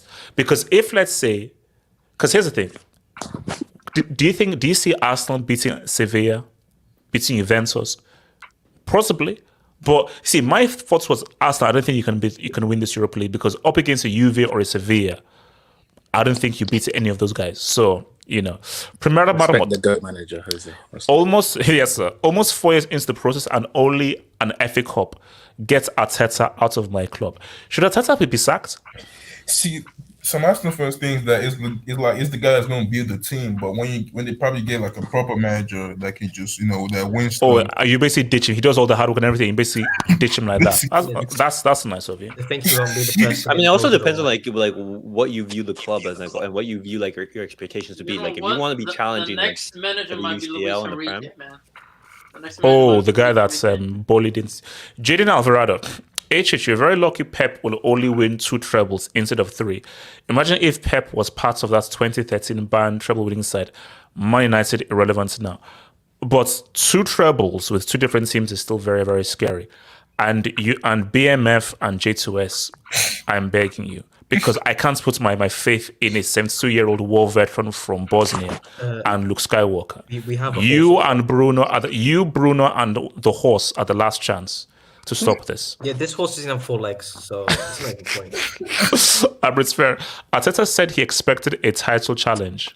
See, yes, he said that in his press Wait, conference. hold on. So you're saying that AFTV and Arsenal managers just bring on this kind of L memes and so forth? They do watch AFTV, right? Oh, check Twitter DM. Tell me it's not a failure. Oh Lord. Okay, let's just see what this is, man. Yeah, I sent you a DM too. Is it the Ramsdale quotes? You see the this I actually know this guy well. Hold up, let me. There we go. All right, this is another Twitter thing. Did someone actually post this? Hold up, let me bring it up for you guys. So this is for guys listening on the podcast. From Wellbeast, who is an Arsenal Twitter guy. The beauty about getting knocked out of the FA Cup is that we're going to focus on winning the Premier League title. 1.6 million views and this was posted on the 27th of January. One game a week. No, see, here's the thing though. I don't give a damn what the fans say, because fans are deluded. So fans don't move the needle in terms of expectation. And guys, Arsenal fans are the most deluded fans on planet Earth. So who cares what these freaking guys say? So it doesn't mean anything.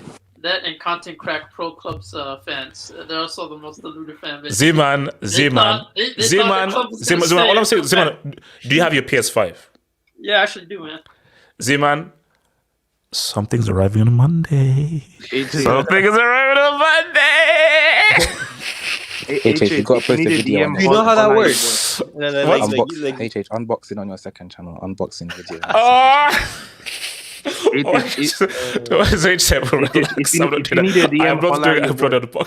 Unboxing a PS10. That's sick.